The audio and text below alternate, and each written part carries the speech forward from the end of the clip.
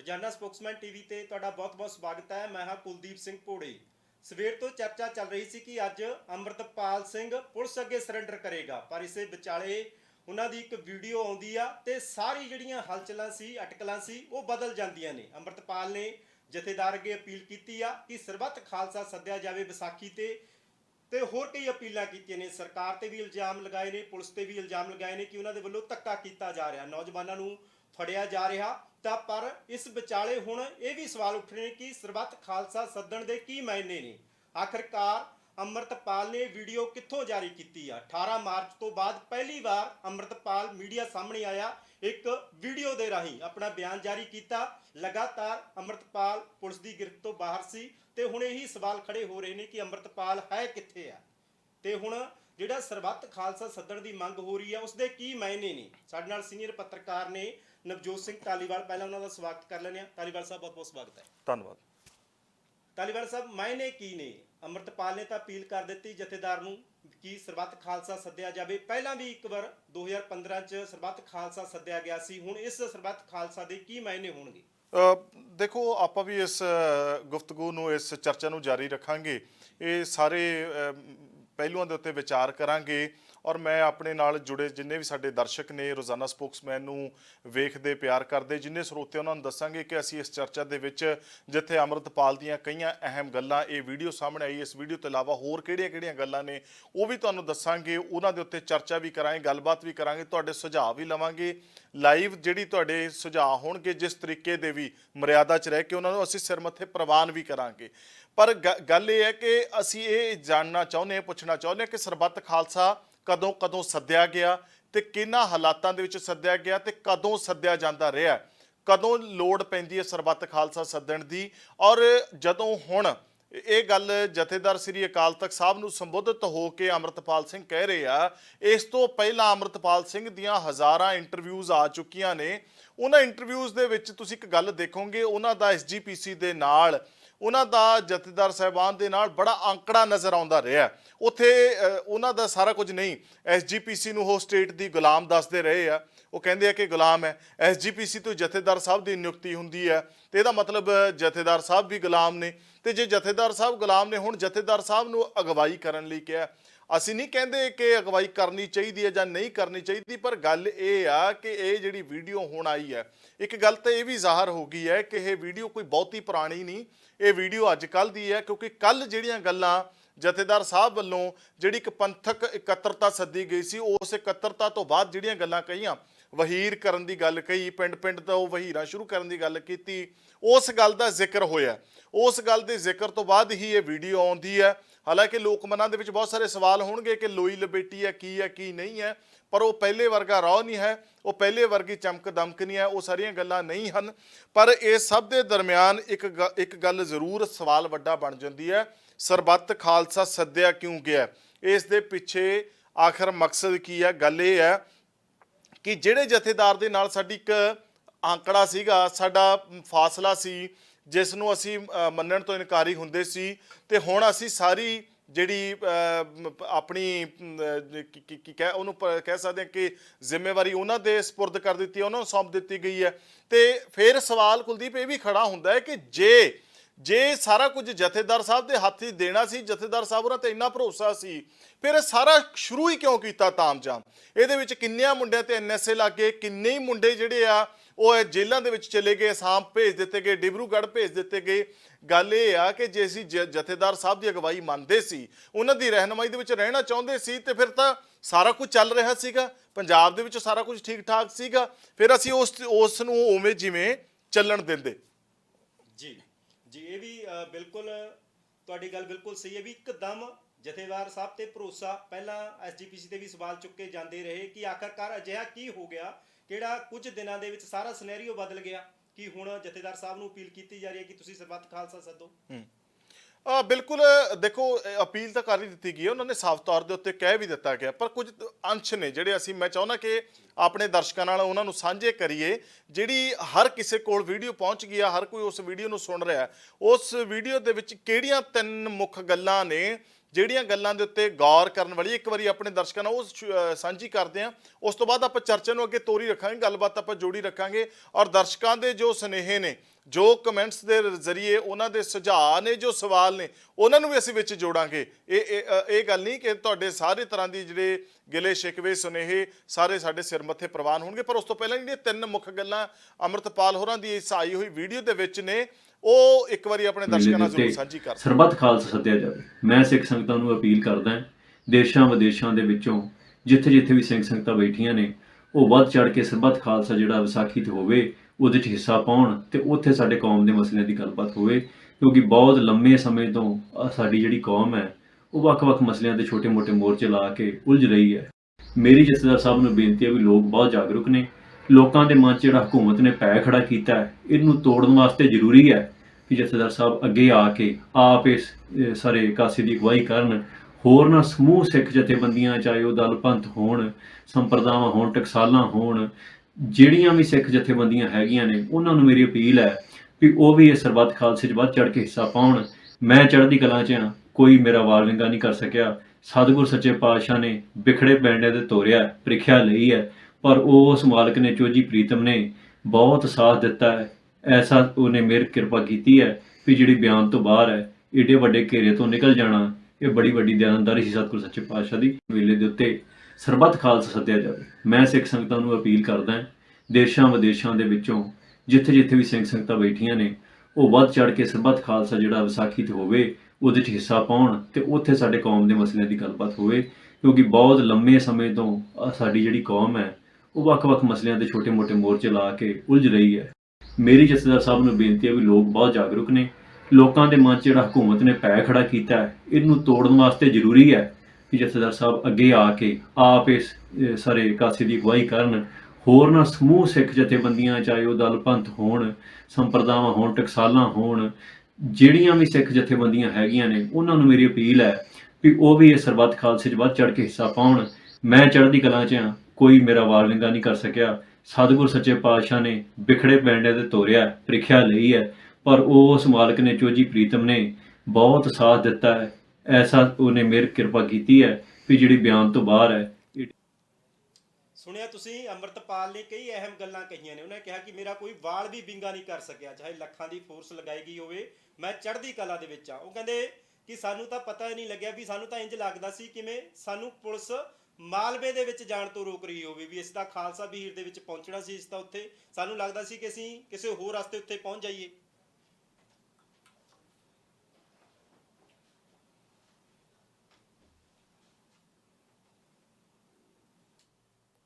ਜੀ, ਜਿਸ ਤਰ੍ਹਾਂ ਅੰਮ੍ਰਿਤਪਾਲ ਨੇ ਕਿਹਾ ਕਿ ਸਾਨੂੰ ਤਾਂ ਪਤਾ ਹੀ ਨਹੀਂ ਲੱਗਿਆ, ਧਾਲੀਵਾਲ ਸਾਹਿਬ, ਵੀ ਸਾਨੂੰ ਤਾਂ ਵੀ ਪੁਲਿਸ ਇੱਕਦਮ ਕਿੱਥੋਂ ਆ ਗਈ, ਸਾਨੂੰ ਤਾਂ ਇਹ ਲੱਗ ਰਿਹਾ ਸੀ ਕਿ ਸਾਨੂੰ ਤਾਂ ਰੋਕਿਆ ਜਾ ਰਿਹਾ ਵੀ ਮਾਲਵੇ ਦੇ ਵਿੱਚ ਨਾ ਤੁਸੀਂ ਪਹੁੰਚ ਸਕੋ, ਬਹੀਰ ਨਾ ਕੱਢ ਸਕੋ। ਦੇਖੋ ਗੱਲ ਇਹ ਆ ਕਿ ਲਗਾਤਾਰ ਜਿਹੜੀਆਂ ਗਤੀਵਿਧੀਆਂ ਸੀਗੀਆਂ ਉਹ ਸ਼ੱਕ ਦੇ ਦਾਇਰੇ ਤਾਂ ਸੀ ਕੁਲਦੀਪ, ਅਜਿਹੀ ਗੱਲ ਨਹੀਂ ਹੈ। ਜਿਹੜੇ ਵਿਰੋਧੀ ਧਿਰਾਂ ਸੀਗੀਆਂ ਲਗਾਤਾਰ ਇਸ ਦੇ ਉੱਤੇ ਸਵਾਲ ਵੀ ਖੜੇ ਕਰ ਰਹੀਆਂ ਸੀਗੀਆਂ, ਸਮੇਂ-ਸਮੇਂ ਦੇ ਉੱਤੇ ਉਹਨਾਂ ਦੇ ਵੱਲੋਂ ਨੋਟਿਸ ਵੀ ਜਿਹੜੇ ਆ ਸਰਕਾਰ ਨੂੰ ਦਿੱਤੇ, ਜਿਹੜੇ ਮੰਗ ਪੱਤਰ ਵੀ ਸਰਕਾਰ ਨੂੰ ਦਿੱਤੇ ਗਏ। ਹਾਲਾਂਕਿ ਹੁਣ ਸਵਾਲ ਇਹ ਉੱਠਦੇ ਆ ਕਿ ਦੇਰੀ ਕਿਸ ਗੱਲ ਦੀ ਸੀਗੀ, ਉਡੀਕ ਕਿਸ ਚੀਜ਼ ਦੀ ਹੋ ਰਹੀ ਸੀ।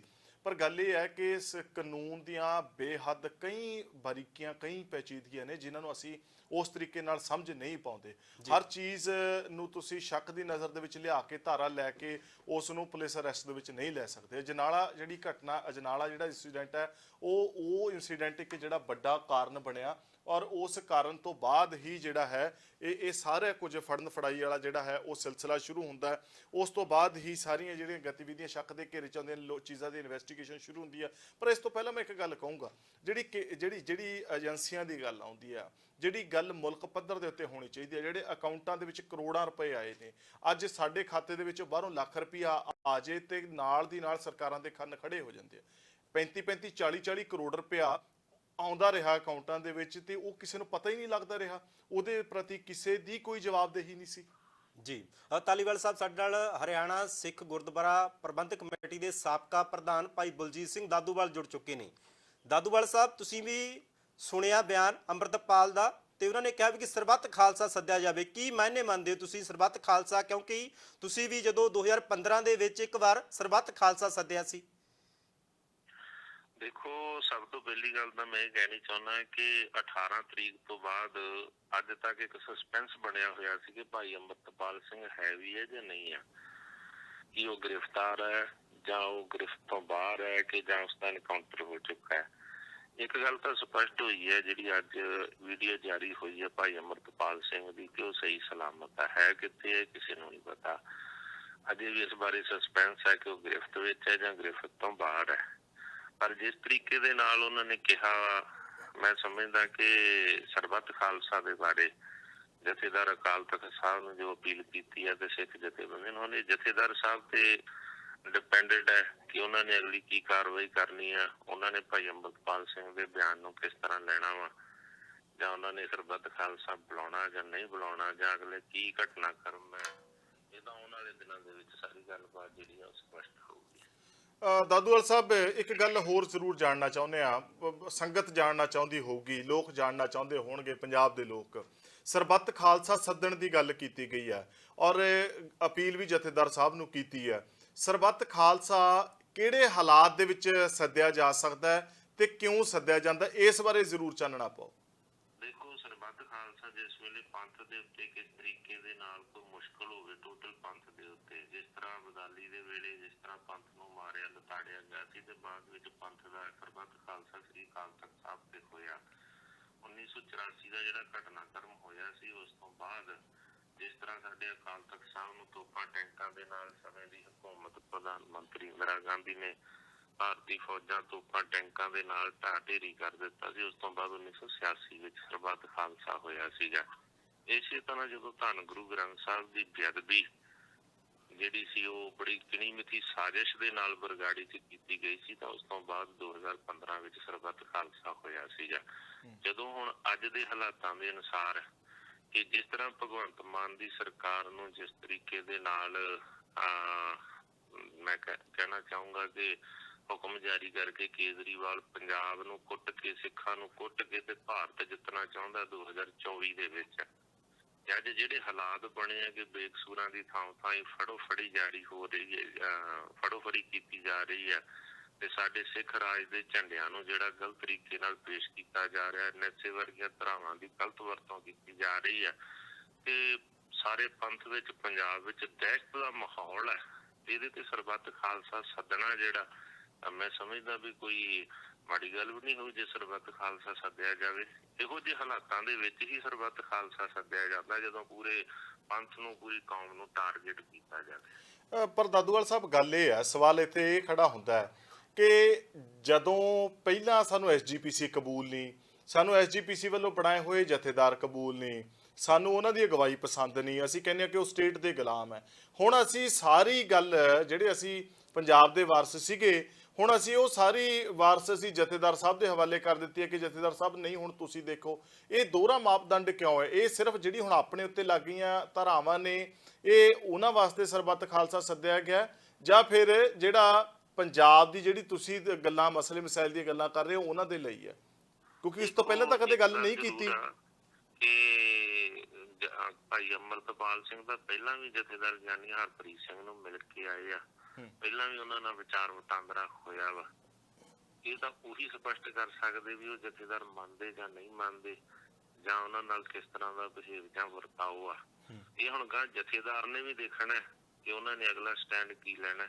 ਬਾਕੀ ਇਹ ਕਿ ਜਿਹੜਾ ਡਿਊਟੀ ਨਿਭਾ ਰਿਹਾ ਹੋਵੇ ਸ੍ਰੀ ਅਕਾਲ ਤਖਤ ਸਾਹਿਬ ਦੇ ਉੱਪਰ, ਜਿੱਦਾਂ ਜਥੇਦਾਰ ਸਾਹਿਬ ਡਿਊਟੀ ਨਿਭਾ ਰਹੇ ਆ, ਹੁਣ ਵੀ ਉਹਨਾਂ ਨੇ ਇਸ ਘਟਨਾਕ੍ਰਮ ਦੇ ਉੱਤੇ, ਚਾਹੇ ਉਹ ਲਿਮਟਿਡ ਜਥੇਬੰਦੀਆਂ ਦੀ ਇਕੱਤਰਤਾ ਸੱਦੀ, ਆਪਣੇ ਸਟੇਟਮੈਂਟ ਹੁਕਮ ਜਿਹੜੇ ਉਹ ਜਾਰੀ ਕੀਤੇ ਆ, ਜਿਸ ਤਰ੍ਹਾਂ 24 ਘੰਟਿਆਂ ਦੇ ਵਿੱਚ ਉਹਨਾਂ ਚਾਹੇ ਨੌਜਵਾਨ ਛੱਡੇ ਜਾਣ, NSA ਹਟਾਈ ਜਾਵੇ, ਉਹ ਸਾਰਾ ਉਹਨਾਂ ਨੇ ਜਿਹੜਾ ਨੋਟਿਸ ਲਿਆ ਘਟਨਾਕ੍ਰਮ ਦਾ, ਇਸੇ ਤਰੀਕੇ ਦੇ ਨਾਲ ਉਹ ਭਾਈ ਅੰਮ੍ਰਿਤਪਾਲ ਸਿੰਘ ਨੇ ਉਹਨਾਂ ਦੇ ਪਾਲੇ ਚ ਗੇਂਦ ਸਿੱਟੀ ਅਤੇ ਹੁਣ ਗਾਂ ਭਾਈ ਆਪਣਾ ਗਿਆਨੀ ਹਰਪ੍ਰੀਤ ਸਿੰਘ ਨੇ ਦੇਖਣਾ ਕਿ ਜਿਹੜੇ ਮੌਜੂਦਾ ਹਾਲਾਤ ਬਣੇ ਹੋਏ ਆ, ਜਿਨ੍ਹਾਂ ਨੂੰ ਗਿਆਨੀ ਹਰਪ੍ਰੀਤ ਸਿੰਘ ਵੀ ਸਮੇਂ-ਸਮੇਂ ਕਹਿੰਦੇ ਆ ਰਹੇ। ਦਾਦੂਵਾਲ ਸਾਹਿਬ, ਮੈਂ ਇੱਕ ਮਿੰਟ ਰੋਕਣਾ ਚਾਹੁੰਦਾ, ਮੈਂ ਪੁੱਛਣਾ ਚਾਹੁੰਦਾ, ਜਿਹੜੀ ਉਹ ਇਕੱਤਰਤਾ ਸੱਦੀ ਗਈ ਸੀ, ਤੁਸੀਂ ਵੀ ਉਸ ਇਕੱਤਰਤਾ ਦਾ ਹਿੱਸਾ ਸੀ? ਹਾਂ, ਜਿਹੜੀ ਉਹ ਇਕੱਤਰਤਾ, ਦੇਖੋ ਉਹਨਾਂ ਨੇ ਜਦੋਂ ਖੁੱਲਾ ਸੱਦਾ ਦਿੱਤਾ ਸੀ ਤਾਂ ਮੈਂ ਉਦੋਂ ਮਨ ਬਣਾ ਲਿਆ ਸੀ ਕਿ ਮੈਂ ਉਸ ਇਕੱਤਰਤਾ ਵਿੱਚ ਜਾਵਾਂਗਾ, ਕਿਉਂਕਿ ਮੈਂ ਪਹਿਲਾਂ ਵੀ ਅਕਾਲ ਤਖਤ ਸਾਹਿਬ ਦੇ ਜਦੋਂ ਲਗਾ ਮਾਤਰਾ ਵਾਲਾ ਮਸਲਾ ਸੀ, ਉਦੋਂ ਸੱਦਾ ਆਇਆ ਸੀ, ਉਦੋਂ ਵੀ ਗਿਆ ਸੀਗਾ ਗਿਆਨੀ ਹਰਪ੍ਰੀਤ ਸਿੰਘ ਦੇ ਸੱਦੇ ਤੇ। ਔਰ ਜਦੋਂ ਤੇਜਾ ਸਿੰਘ ਸਮੁੰਦਰੀ ਹਾਲ 'ਚ ਇਕੱਠ ਹੋਇਆ ਬੰਦੀ ਸਿੰਘਾਂ ਦੀ ਰਿਹਾਈ ਲਈ ਸ਼੍ਰੋਮਣੀ ਗੁਰਦੁਆਰਾ ਪ੍ਰਬੰਧਕ ਕਮੇਟੀ ਵੱਲੋਂ, ਉਦੋਂ ਵੀ ਮੈਂ ਗਿਆ ਸੀ ਔਰ 9 ਮੈਂਬਰੀ ਕਮੇਟੀ 'ਚ ਵੀ ਮੈਨੂੰ ਪਾਇਆ ਗਿਆ ਸੀਗਾ। ਹੁਣ ਵੀ ਮੈਂ ਮਨ ਬਣਾ ਲਿਆ ਸੀ, ਪਰ ਜਦੋਂ ਬਾਅਦ ਵਿੱਚ ਉਹਨਾਂ ਦੀ ਸਟੇਟਮੈਂਟ ਆਈ ਕਿ ਕੁਝ ਲਿਮਟਿਡ ਜਥੇਬੰਦੀਆਂ ਜਾਂ ਆਗੂਆਂ ਨੂੰ ਬੁਲਾਇਆ ਗਿਆ, ਤਾਂ ਫਿਰ ਮੈਂ ਉਸ ਇਕੱਤਰਤਾ 'ਚ ਸ਼ਾਮਲ ਨਹੀਂ ਸੀ ਹੋਇਆ। ਪਰ ਮੈਂ ਦਰਬਾਰ ਸਾਹਿਬ ਪੁੱਜਾ ਸੀ, ਅਕਾਲ ਤਖਤ ਸਾਹਿਬ ਦਰਬਾਰ ਸਾਹਿਬ ਬੇਕਸੂਰਾਂ ਦੀ ਰਿਹਾਈ ਵਾਸਤੇ ਅਰਦਾਸ ਕਰਕੇ ਆਇਆ ਸੀਗਾ, ਔਰ ਜੋ ਉਹਨਾਂ ਨੇ ਫੈਸਲਾ ਕੀਤਾ ਸੀ ਉਹਦਾ ਮੈਂ ਸਵਾਗਤ ਕੀਤਾ ਸੀ। ਜੀ ਜੀ, ਠੀਕ ਹੈ ਦਾਦੂਵਾਲ ਸਾਹਿਬ, ਸਮਾਂ ਕੱਢਿਆ ਸਾਡੇ ਨਾਲ, ਤੁਸੀਂ ਗੱਲਬਾਤ ਕੀਤੀ, ਤੁਹਾਡਾ ਬਹੁਤ ਬਹੁਤ ਸ਼ੁਕਰੀਆ। ਠੀਕ ਹੈ ਦਾਦੂਵਾਲ ਸਾਹਿਬ।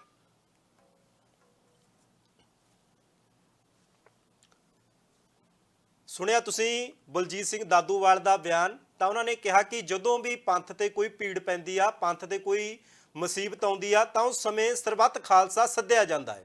ਪਰ ਹੁਣ ਸਰਬੱਤ ਖਾਲਸਾ ਸੱਦਿਆ ਜਾਂਦਾ ਜਾਂ ਨਹੀਂ ਸੱਦਿਆ ਜਾਂਦਾ, ਇਸ ਬਾਰੇ ਤਾਂ ਹਜੇ ਕੋਈ ਸ੍ਰੀ ਅਕਾਲ ਤਖਤ ਸਾਹਿਬ ਦੇ ਜਥੇਦਾਰ ਗਿਆਨੀ ਹਰਪ੍ਰੀਤ ਸਿੰਘ ਦਾ ਕੋਈ ਬਿਆਨ ਹਜੇ ਤੱਕ ਨਹੀਂ ਸਾਹਮਣੇ ਆਇਆ। ਪਰ ਅਪੀਲ ਜ਼ਰੂਰ ਹੋਈ ਆ ਕਿ ਇਸ ਸਮੇਂ ਜੋ ਹਕੂਮਤ ਸਾਡੇ ਨਾਲ ਧੱਕਾ ਕਰ ਰਹੀ ਆ, ਪੁਲਿਸ ਧੱਕਾ ਕਰ ਰਹੀ ਆ, ਤੇ ਉਸ ਦੇ ਲਈ ਹੁਣ ਪੰਥ ਨੂੰ ਇਕੱਠਾ ਹੋਣਾ ਪਵੇਗਾ। ਇਹ ਹੋਕਾ ਜਿਹੜਾ ਦਿੱਤਾ ਜਾ ਰਿਹਾ, ਪਰ ਇਸੇ ਵਿਚਾਲੇ ਹੁਣ ਕੀ ਮਹੀਨੇ ਨਿਕਲਣਗੇ ਸਰਬੱਤ ਖਾਲਸਾ ਦੇ, ਕਿਹੜੇ ਕਿਹੜੇ ਹਾਲਾਤਾਂ ਦੇ ਵਿੱਚ ਸਰਬੱਤ ਖਾਲਸਾ ਸੱਦਿਆ ਜਾਂਦਾ। ਸਾਡੇ ਨਾਲ ਸਿੱਖ ਬੁੱਧੀਜੀਵੀ ਵੀ ਜੁੜ ਰਹੇ ਨੇ ਲਗਾਤਾਰ, ਉਹਨਾਂ ਨਾਲ ਵੀ ਤੁਹਾਡੀ ਅਸੀਂ ਗੱਲਬਾਤ ਕਰਾਵਾਂਗੇ। ਉਹਨਾਂ ਦੇ ਕੀ ਵਿਚਾਰ ਨੇ, ਉਹ ਕੀ ਚਾਹੁੰਦੇ ਨੇ ਕਿ ਕਦੋਂ ਸੱਦਿਆ ਜਾਣਾ, ਕਿ ਹੁਣ ਬਾਕੀ ਲੋੜ ਹੈਗੀ ਸਰਬੱਤ ਖਾਲਸਾ ਸੱਦਣ ਦੀ, ਉਹਨਾਂ ਦੇ ਨਾਲ ਵੀ ਤੁਹਾਡੀ ਅਸੀਂ ਗੱਲਬਾਤ ਕਰਾਵਾਂਗੇ।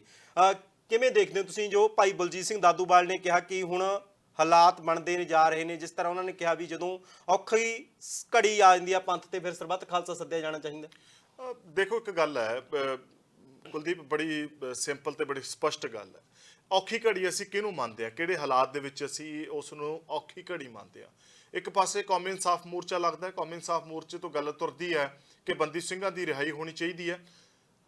ਜਿਹੜੇ ਕਮੈਂਟ ਦੇ ਵਿੱਚ ਗਾਲਾਂ ਕੱਢ ਰਹੇ ਆ, ਮੰਦੀ ਭੱਦੀ ਸ਼ਬਦਾਵਲੀ ਬੋਲ ਰਹੇ ਆ, ਜਿਹੜੇ ਆਪਣੇ ਆਪ ਨੂੰ ਨਾਨਕ ਦੇ ਵਾਰਸ ਖਵਾਉਂਦੇ ਆ, ਨਾਨਕ ਦੇ ਵਾਰਸ ਖਵਾਉਂਦੇ ਆ, ਜੇ ਉਹਨਾਂ ਨੇ ਬਾਬੇ ਨਾਨਕ ਦੀ ਬਾਣੀ ਪੜ੍ਹੀ ਹੈ ਤਾਂ ਉਹ ਇਸ ਸ਼ਬਦਾਵਲੀ ਨੂੰ ਪੜ੍ਹ ਕੇ ਇੱਕ ਵਾਰੀ ਤੇ ਬਾਬੇ ਨਾਨਕ ਦੀ ਬਾਣੀ ਨੂੰ ਪੜ੍ਹ ਕੇ, ਬਾਬੇ ਨਾਨਕ ਦੇ ਮਹਾਵਾਕਾਂ ਨੂੰ ਪੜ੍ਹ ਕੇ ਜੇਕਰ ਕੁਝ ਉਹਨਾਂ ਨੂੰ ਸਿੱਖਣ ਨੂੰ ਮਿਲ ਸਕਦਾ ਹੈ ਤਾਂ ਜ਼ਰੂਰ ਸਿੱਖ ਸਕਦੇ ਆ। ਕਿਉਂਕਿ ਸਾਨੂੰ ਬਾਬੇ ਨਾਨਕ ਨੇ ਸਿਖਾਇਆ ਵਿਚਾਰ ਕਰਨਾ, ਗੋਸ਼ਟੀ ਕਰਨੀ। ਬਾਬੇ ਨਾਨਕ ਨੇ ਸਿਖਾਇਆ ਕਿ ਸਾਨੂੰ ਗੁੱਸਾ ਨਹੀਂ ਕਰਨਾ ਚਾਹੀਦਾ, ਸਾਨੂੰ ਉੱਤਰ ਦੇਣਾ ਚਾਹੀਦਾ, ਸਾਨੂੰ ਰੋਸਾ ਨਹੀਂ ਕਰਨਾ ਚਾਹੀਦਾ, ਸਾਨੂੰ ਉੱਤਰ ਦੇਣਾ ਚਾਹੀਦਾ।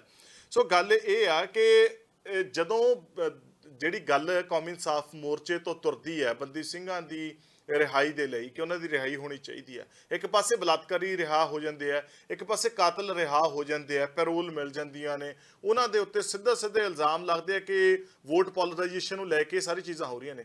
ਉਦੋਂ ਜਦੋਂ ਕੌਮ ਦੀ ਗੱਲ ਤੁਰ ਰਹੀ ਹੈ ਤੇ ਅਸੀਂ ਦੂਜੇ ਪਾਸੇ ਆਪਣਾ ਸਿਸਟਮ ਸਾਰਾ ਤੋੜ ਲੈਂਦੇ ਆ ਤੇ ਇੱਕੋ ਦਮ ਲੋਕ ਇਨਫਲੂਐਂਸ ਦੇ ਵਿੱਚ ਆ ਜਾਂਦੇ, ਜਿਹੜੇ ਆਮ ਲੋਕ ਇਨਫਲੂਐਂਸ ਦੇ ਵਿੱਚ ਆ ਗਏ, ਜਿਹਦੀ ਵਾਰ-ਵਾਰ ਗੱਲ ਹੁੰਦੀ ਆ। ਮੈਂ ਗੱਲ ਨਹੀਂ ਕਰਨਾ ਚਾਹੁੰਦਾ ਕਿਉਂਕਿ ਲੋਕ ਇਹ ਗੱਲ ਕਹਿ ਕੇ ਵੀ ਉਹਨੂੰ ਛੱਡ ਦਿੰਦੇ ਆ, ਕਹਿ ਦਿੰਦੇ ਆ ਕਿ ਉਹ ਤਾਂ ਸਧਾਰਨ ਜਿਹਾ ਬੰਦਾ ਸੀਗਾ। ਸਧਾਰਨ ਕੌਣ ਹੈ ਕੀ ਨਹੀਂ, ਕਿਸੇ ਦਿਮਾਗ ਦੇ ਵਿੱਚ ਕੀ ਚੱਲ ਰਿਹਾ ਅਸੀਂ ਨਹੀਂ ਬੁੱਝ ਸਕਦੇ।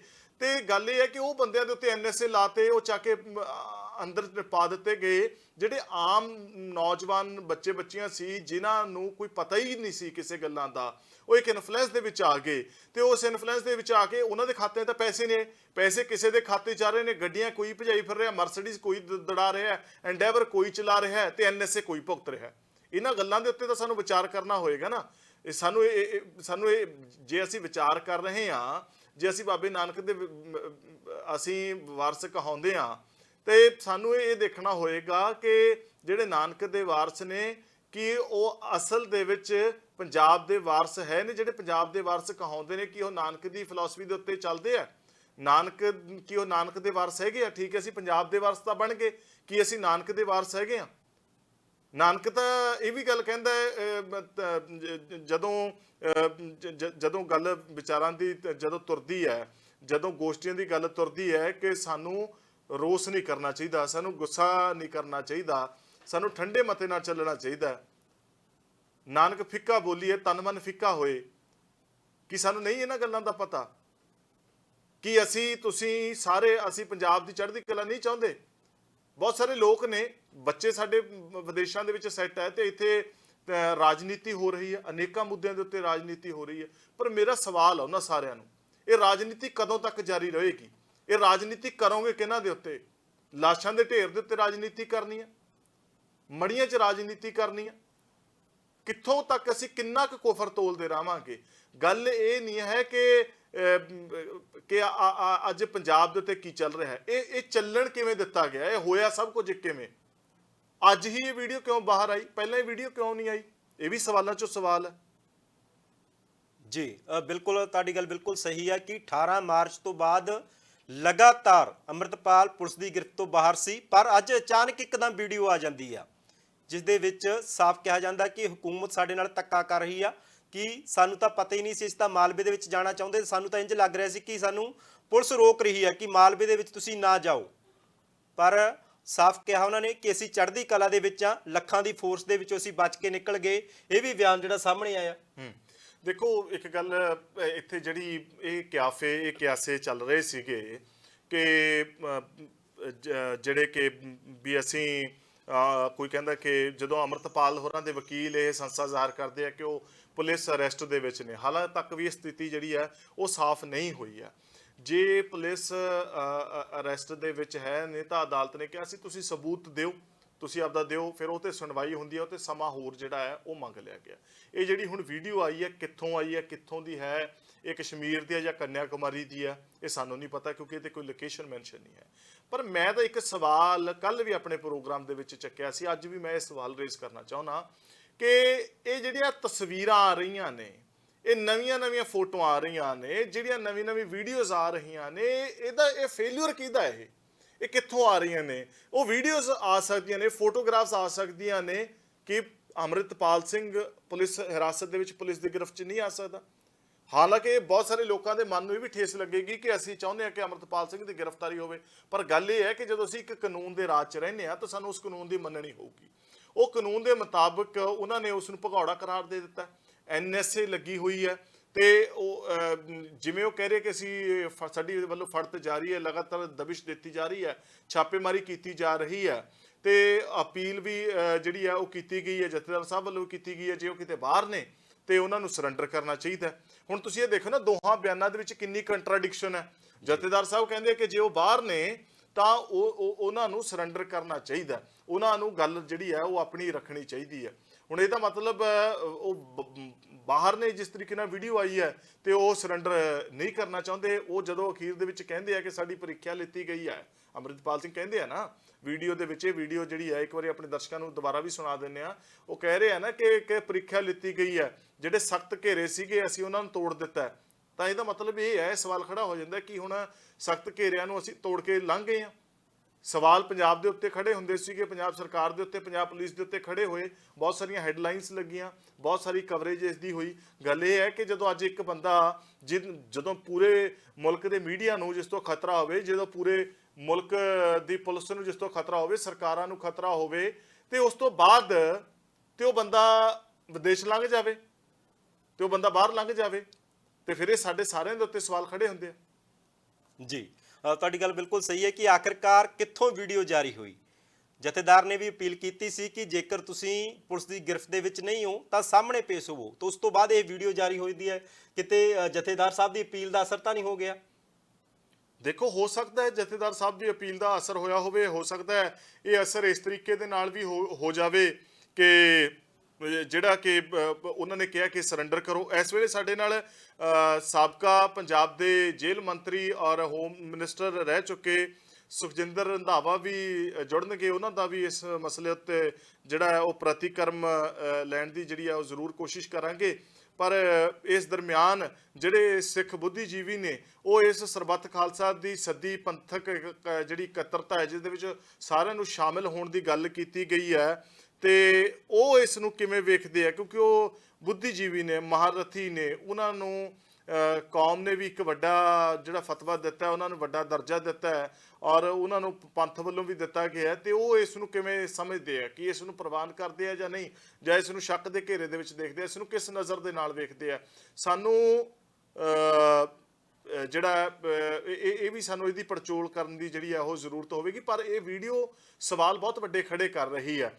ਹਾਲਾਂਕਿ ਅਸੀਂ ਜਿਸ ਤਰੀਕੇ ਦੇ ਮਰਜ਼ੀ ਸਟੇਟਮੈਂਟਸ ਦੇਈ ਜਾਈਏ, ਪਰ ਇਹ ਦੇਖਣਾ ਬੜਾ ਜ਼ਰੂਰੀ ਹੋਏਗਾ ਕਿ ਜਦੋਂ ਇਹ ਵੀਡੀਓ ਬਾਹਰ ਆ ਰਹੀ ਹੈ, ਉਹ ਜਿਹੜੀ ਬਾਡੀ ਲੈਂਗੁਏਜ ਹੈ, ਉਹ ਜਿਹੜਾ ਅੱਖਾਂ ਮਿਲਾ ਕੇ ਜਿਹੜੀ ਗੱਲ ਨਾ ਕਰਨਾ, ਵੈਸੇ ਅਕਸਰ ਹੀ ਅਸੀਂ ਦੇਖਦੇ ਅੱਖ ਦੇ ਵਿੱਚ ਅੱਖ ਪਾ ਕੇ ਗੱਲ ਕਰਨ ਦਾ ਉਹਨਾਂ ਦਾ ਇੱਕ ਲਹਿਜਾ ਸੀ, ਤੇ ਅੱਜ ਉਹ ਵੀਡੀਓ ਕਿਹੜੇ ਹਾਲਾਤ ਦੇ ਵਿੱਚ ਬਣੀ ਹੈ ਤੇ ਕਿਵੇਂ ਜਿਹੜੀ ਹੈ ਉਹ ਜਾਰੀ ਹੋਈ ਹੈ। ਜੀ ਤੁਹਾਡੀ ਗੱਲ ਬਿਲਕੁਲ ਸਹੀ ਹੈ ਕਿ ਲਹਿਜਾ ਥੋੜਾ ਜਿਹਾ ਬਦਲਿਆ ਹੋਇਆ ਲੱਗਦਾ, ਕਿਉਂਕਿ ਅਕਸਰ ਹੀ ਉਹਨਾਂ ਦਾ ਜਿਹੜਾ ਲਹਿਜਾ ਸੀ ਵਿਵਾਕੀ ਦੇ ਨਾਲ ਬੋਲਣਾ ਤੇ ਸਿੱਧਾ ਅੱਖ ਚੱਕ ਪਾ ਕੇ ਗੱਲ ਕਰਨਾ, ਉਹ ਲਹਿਜਾ ਅੱਜ ਵੀਡੀਓ ਦੇ ਵਿੱਚ ਨਜ਼ਰ ਨਹੀਂ ਆ ਰਿਹਾ। ਪਰ ਇਸੇ ਦੌਰਾਨ ਇਹ ਸਵਾਲ ਖੜੇ ਹੋ ਜਾਂਦੇ ਨੇ, ਕਿਉਂਕਿ ਪੂਰੇ ਭਾਰਤ ਦੀਆਂ ਏਜੰਸੀਆਂ ਅੰਮ੍ਰਿਤਪਾਲ ਦੀ ਭਾਲ ਕਰ ਰਹੀਆਂ ਸੀ, ਉਹਨੂੰ ਲੱਭ ਰਹੀਆਂ ਸੀ ਕਿ ਕਿੱਥੇ ਚਲਿਆ ਗਿਆ ਅੰਮ੍ਰਿਤਪਾਲ। ਇਸੇ ਦੌਰਾਨ ਇਹ ਵੀਡੀਓ ਜਾਰੀ ਹੋ ਜਾਂਦੀ ਆ। ਧਾਲੀਵਾਲ ਸਾਹਿਬ 2015 ਦੇ ਵਿੱਚ ਵੀ ਸਰਬੱਤ ਖਾਲਸਾ ਸੱਦਿਆ ਗਿਆ ਸੀ, ਜਦੋਂ ਪੰਜਾਬ ਦੇ ਵਿੱਚ ਬੇਅਦਬੀਆਂ ਦਾ ਦੌਰ ਚੱਲਿਆ ਸੀ, ਅਕਾਲੀ ਦਲ ਦੀ ਸਰਕਾਰ ਸੀ, ਪਰ ਉਸ ਸਰਬੱਤ ਖਾਲਸਾ ਦੇ ਵਿੱਚ ਜਥੇਦਾਰ ਵੀ ਥਾਪੇ ਗਏ, ਪਰ ਕੋਈ ਖਾਸ ਉਹਦਾ ਕੋਈ ਮਕਸਦ ਨਹੀਂ ਨਿਕਲਿਆ, ਕੋਈ ਜਾਣੀ ਕਿ ਏਜੰਡਾ ਨਹੀਂ ਨਿਕਲਿਆ। ਦੇਖੋ ਗੱਲ ਇਹੀ ਹੈ ਨਾ ਕੁਲਦੀਪ, ਤੁਹਾਡੇ ਸਵਾਲ ਦੇ ਵਿੱਚ ਹੀ ਉਸ ਦਾ ਜਵਾਬ ਹੈ। ਸੱਦਿਆ ਗਿਆ ਸਰਬੱਤ ਖਾਲਸਾ, ਤੇ ਉਹ ਸਰਬੱਤ ਖਾਲਸਾ ਦੇ ਵਿੱਚ ਲੋਕ ਵੱਡੀ ਗਿਣਤੀ ਦੇ ਵਿੱਚ ਸ਼ਾਮਲ ਹੋਣ ਲਈ ਵੀ ਪਹੁੰਚੇ, ਅਜਿਹੀ ਗੱਲ ਨਹੀਂ, ਅਸੀਂ ਇਨਕਾਰੀ ਨਹੀਂ ਹੋ ਸਕਦੇ ਹੈਗੇ।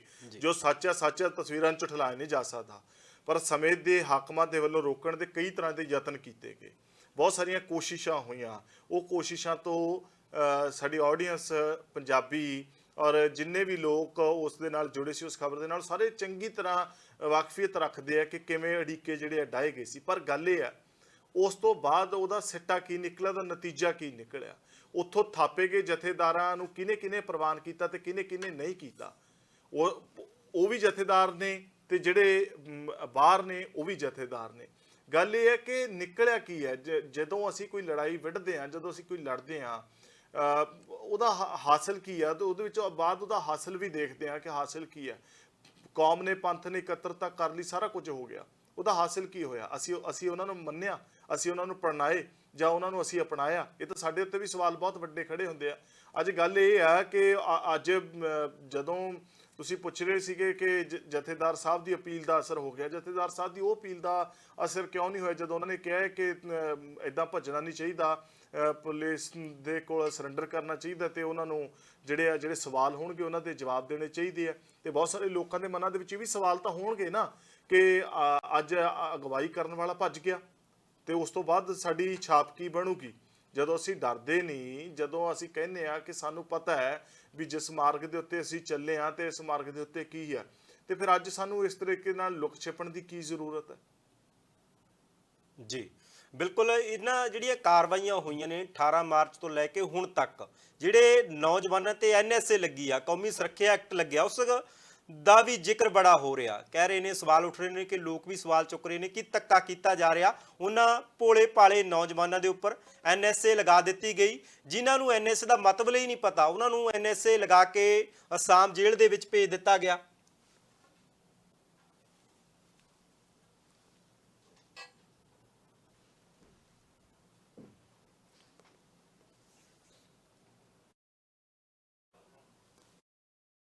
ਇਸ ਵੇਲੇ ਸਾਡੇ ਨਾਲ ਹਰਜੀਤ ਗਰੇਵਾਲ ਜੁੜ ਰਹੇ ਨੇ, ਬੀਜੇਪੀ ਦੇ ਲੀਡਰ ਨੇ। ਗਰੇਵਾਲ ਸਾਹਿਬ, ਅੰਮ੍ਰਿਤਪਾਲ ਦੀ ਵੀਡੀਓ ਆਈ ਆ, ਸਰਬੱਤ ਖਾਲਸਾ ਸੱਦਣ ਦੀ ਅਪੀਲ ਕਰ ਰਹੇ ਨੇ ਜਥੇਦਾਰ ਅੱਗੇ, ਤੁਸੀਂ ਕਿਵੇਂ ਦੇਖਦੇ ਹੋ? ਪਹਿਲੀ ਗੱਲ ਤਾਂ ਅੰਮ੍ਰਿਤਪਾਲ ਕੋਈ ਪੰਥਕ ਲੀਡਰ ਨਹੀਂ ਹੈ, ਉਹ ਸੂਬੇ ਦਾ ਨੁਕਸਾਨ ਕਰਨਾ ਚਾਹੁੰਦਾ। ਉਹਨੂੰ ਜਥੇਦਾਰ ਸਾਹਿਬ ਨੇ ਕਿਹਾ ਸੀ ਕਿ ਕਾਨੂੰਨ ਦਾ ਸਾਹਮਣਾ ਕਰੋ, ਪੁਲਿਸ ਦੇ ਸਾਹਮਣੇ ਪੇਸ਼ ਹੋ ਜਾਓ।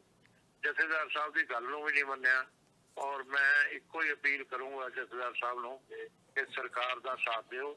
ਇਹੋ ਜਿਹੇ ਜਿਹੜੇ ਸਮਾਜ ਵਿਰੋਧੀ ਅਨਸਰ ਨੇ ਤੇ ਉਹਨਾਂ ਨੂੰ ਸ਼ਿਕਸਤ ਦੇਣ ਲਈ ਸਰਕਾਰ ਦੇ ਨਾਲ ਖੜੇ ਹੋ ਜਾਓ। ਔਰ ਪੰਜਾਬ ਦੇ ਲੋਕਾਂ ਨੂੰ ਵੀ ਇਹੀ ਅਪੀਲ ਕਰੂੰਗਾ, ਕਿਉਂਕਿ ਅੰਮ੍ਰਿਤਪਾਲ ਕੋਈ ਭਲੀ ਗੱਲ ਨਹੀਂ ਕਰ ਰਿਹਾ, ਕੋਈ ਭਲਾ ਵਿਅਕਤੀ ਨਹੀਂ ਹੈ, ਨਾ ਇਹਦਾ ਨਸ਼ੇ ਛਡਾਉਣ ਨਾਲ ਮਤਲਬ ਹੈ, ਨਾ ਕੁਛ ਹੈ। ਇਹ ਤਾਂ ਨਸ਼ੇ ਲਗਾਉਣ ਵਾਲੀ ਸੰਸਥਾ, ਔਰ ਇਹ ਕਿਹੜੀ 6 ਮਹੀਨੇ ਪਹਿਲਾਂ ਇਹ ਬਣੀ ਹੋਈ ਸੰਸਥਾ, ਔਰ ਇਹ ਕਿਹੜਾ ਇਹ ਪੰਜਾਬ ਦੇ ਵਾਰਿਸ ਨੇ? ਨਾ ਇਹ ਵਾਰਿਸ ਨੇ, ਨਾ ਇਹ ਪੁੱਛਾ। ਇਸ ਲਈ ਮੇਰੀ ਇਹੀ ਅਪੀਲ ਆ ਪੰਜਾਬ ਵਾਸੀਆਂ ਨੂੰ ਕਿ ਇਹਨਾਂ ਤੋਂ ਇਹੋ ਜਿਹੀਆਂ ਸ਼ਕਤੀਆਂ ਤੋਂ ਸੁਚੇਤ ਹੋ ਜਾਓ। ਜੀ ਗਰੇਵਾਲ ਸਾਹਿਬ, ਸਵਾਲ ਇਹ ਵੀ ਉੱਠ ਰਹੇ ਨੇ ਕਿ ਜਿਹੜੀਆਂ ਸੁਰੱਖਿਆ ਏਜੰਸੀਆਂ ਅੰਮ੍ਰਿਤਪਾਲ ਦੀ ਭਾਲ ਕਰ ਰਹੀਆਂ ਸੀ, 18 ਮਾਰਚ ਤੋਂ ਪੰਜਾਬ ਦੀ ਪੁਲਿਸ ਭਾਲ ਕਰ ਰਹੀ ਸੀ ਤੇ ਹੋਰ ਫੋਰਸਾਂ ਭਾਲ ਕਰ ਰਹੀਆਂ ਸੀ, ਤੇ ਹੁਣ ਇੱਕਦਮ ਵੀਡੀਓ ਆ ਜਾਂਦੀ ਹੈ, ਲੋਕ ਸਵਾਲ ਖੜੇ ਕਰ ਰਹੇ ਨੇ ਉਹਨਾਂ ਦੀ ਕਾਰਗੁਜ਼ਾਰੀ ਤੇ ਵੀ, ਉਹਨਾਂ ਦਾ ਫੇਲਰ ਆ। ਦੇਖੋ, ਕੋਈ ਉੱਪਰੋਂ ਨਹੀਂ ਉਤਰੇ ਹੁੰਦੇ ਜੀ, ਉਹਨਾਂ ਨੇ ਨਹੀਂ ਪਕੜਿਆ ਗਿਆ, ਉਹਦੇ 'ਚ ਕੀ ਹੋ ਸਕਦਾ।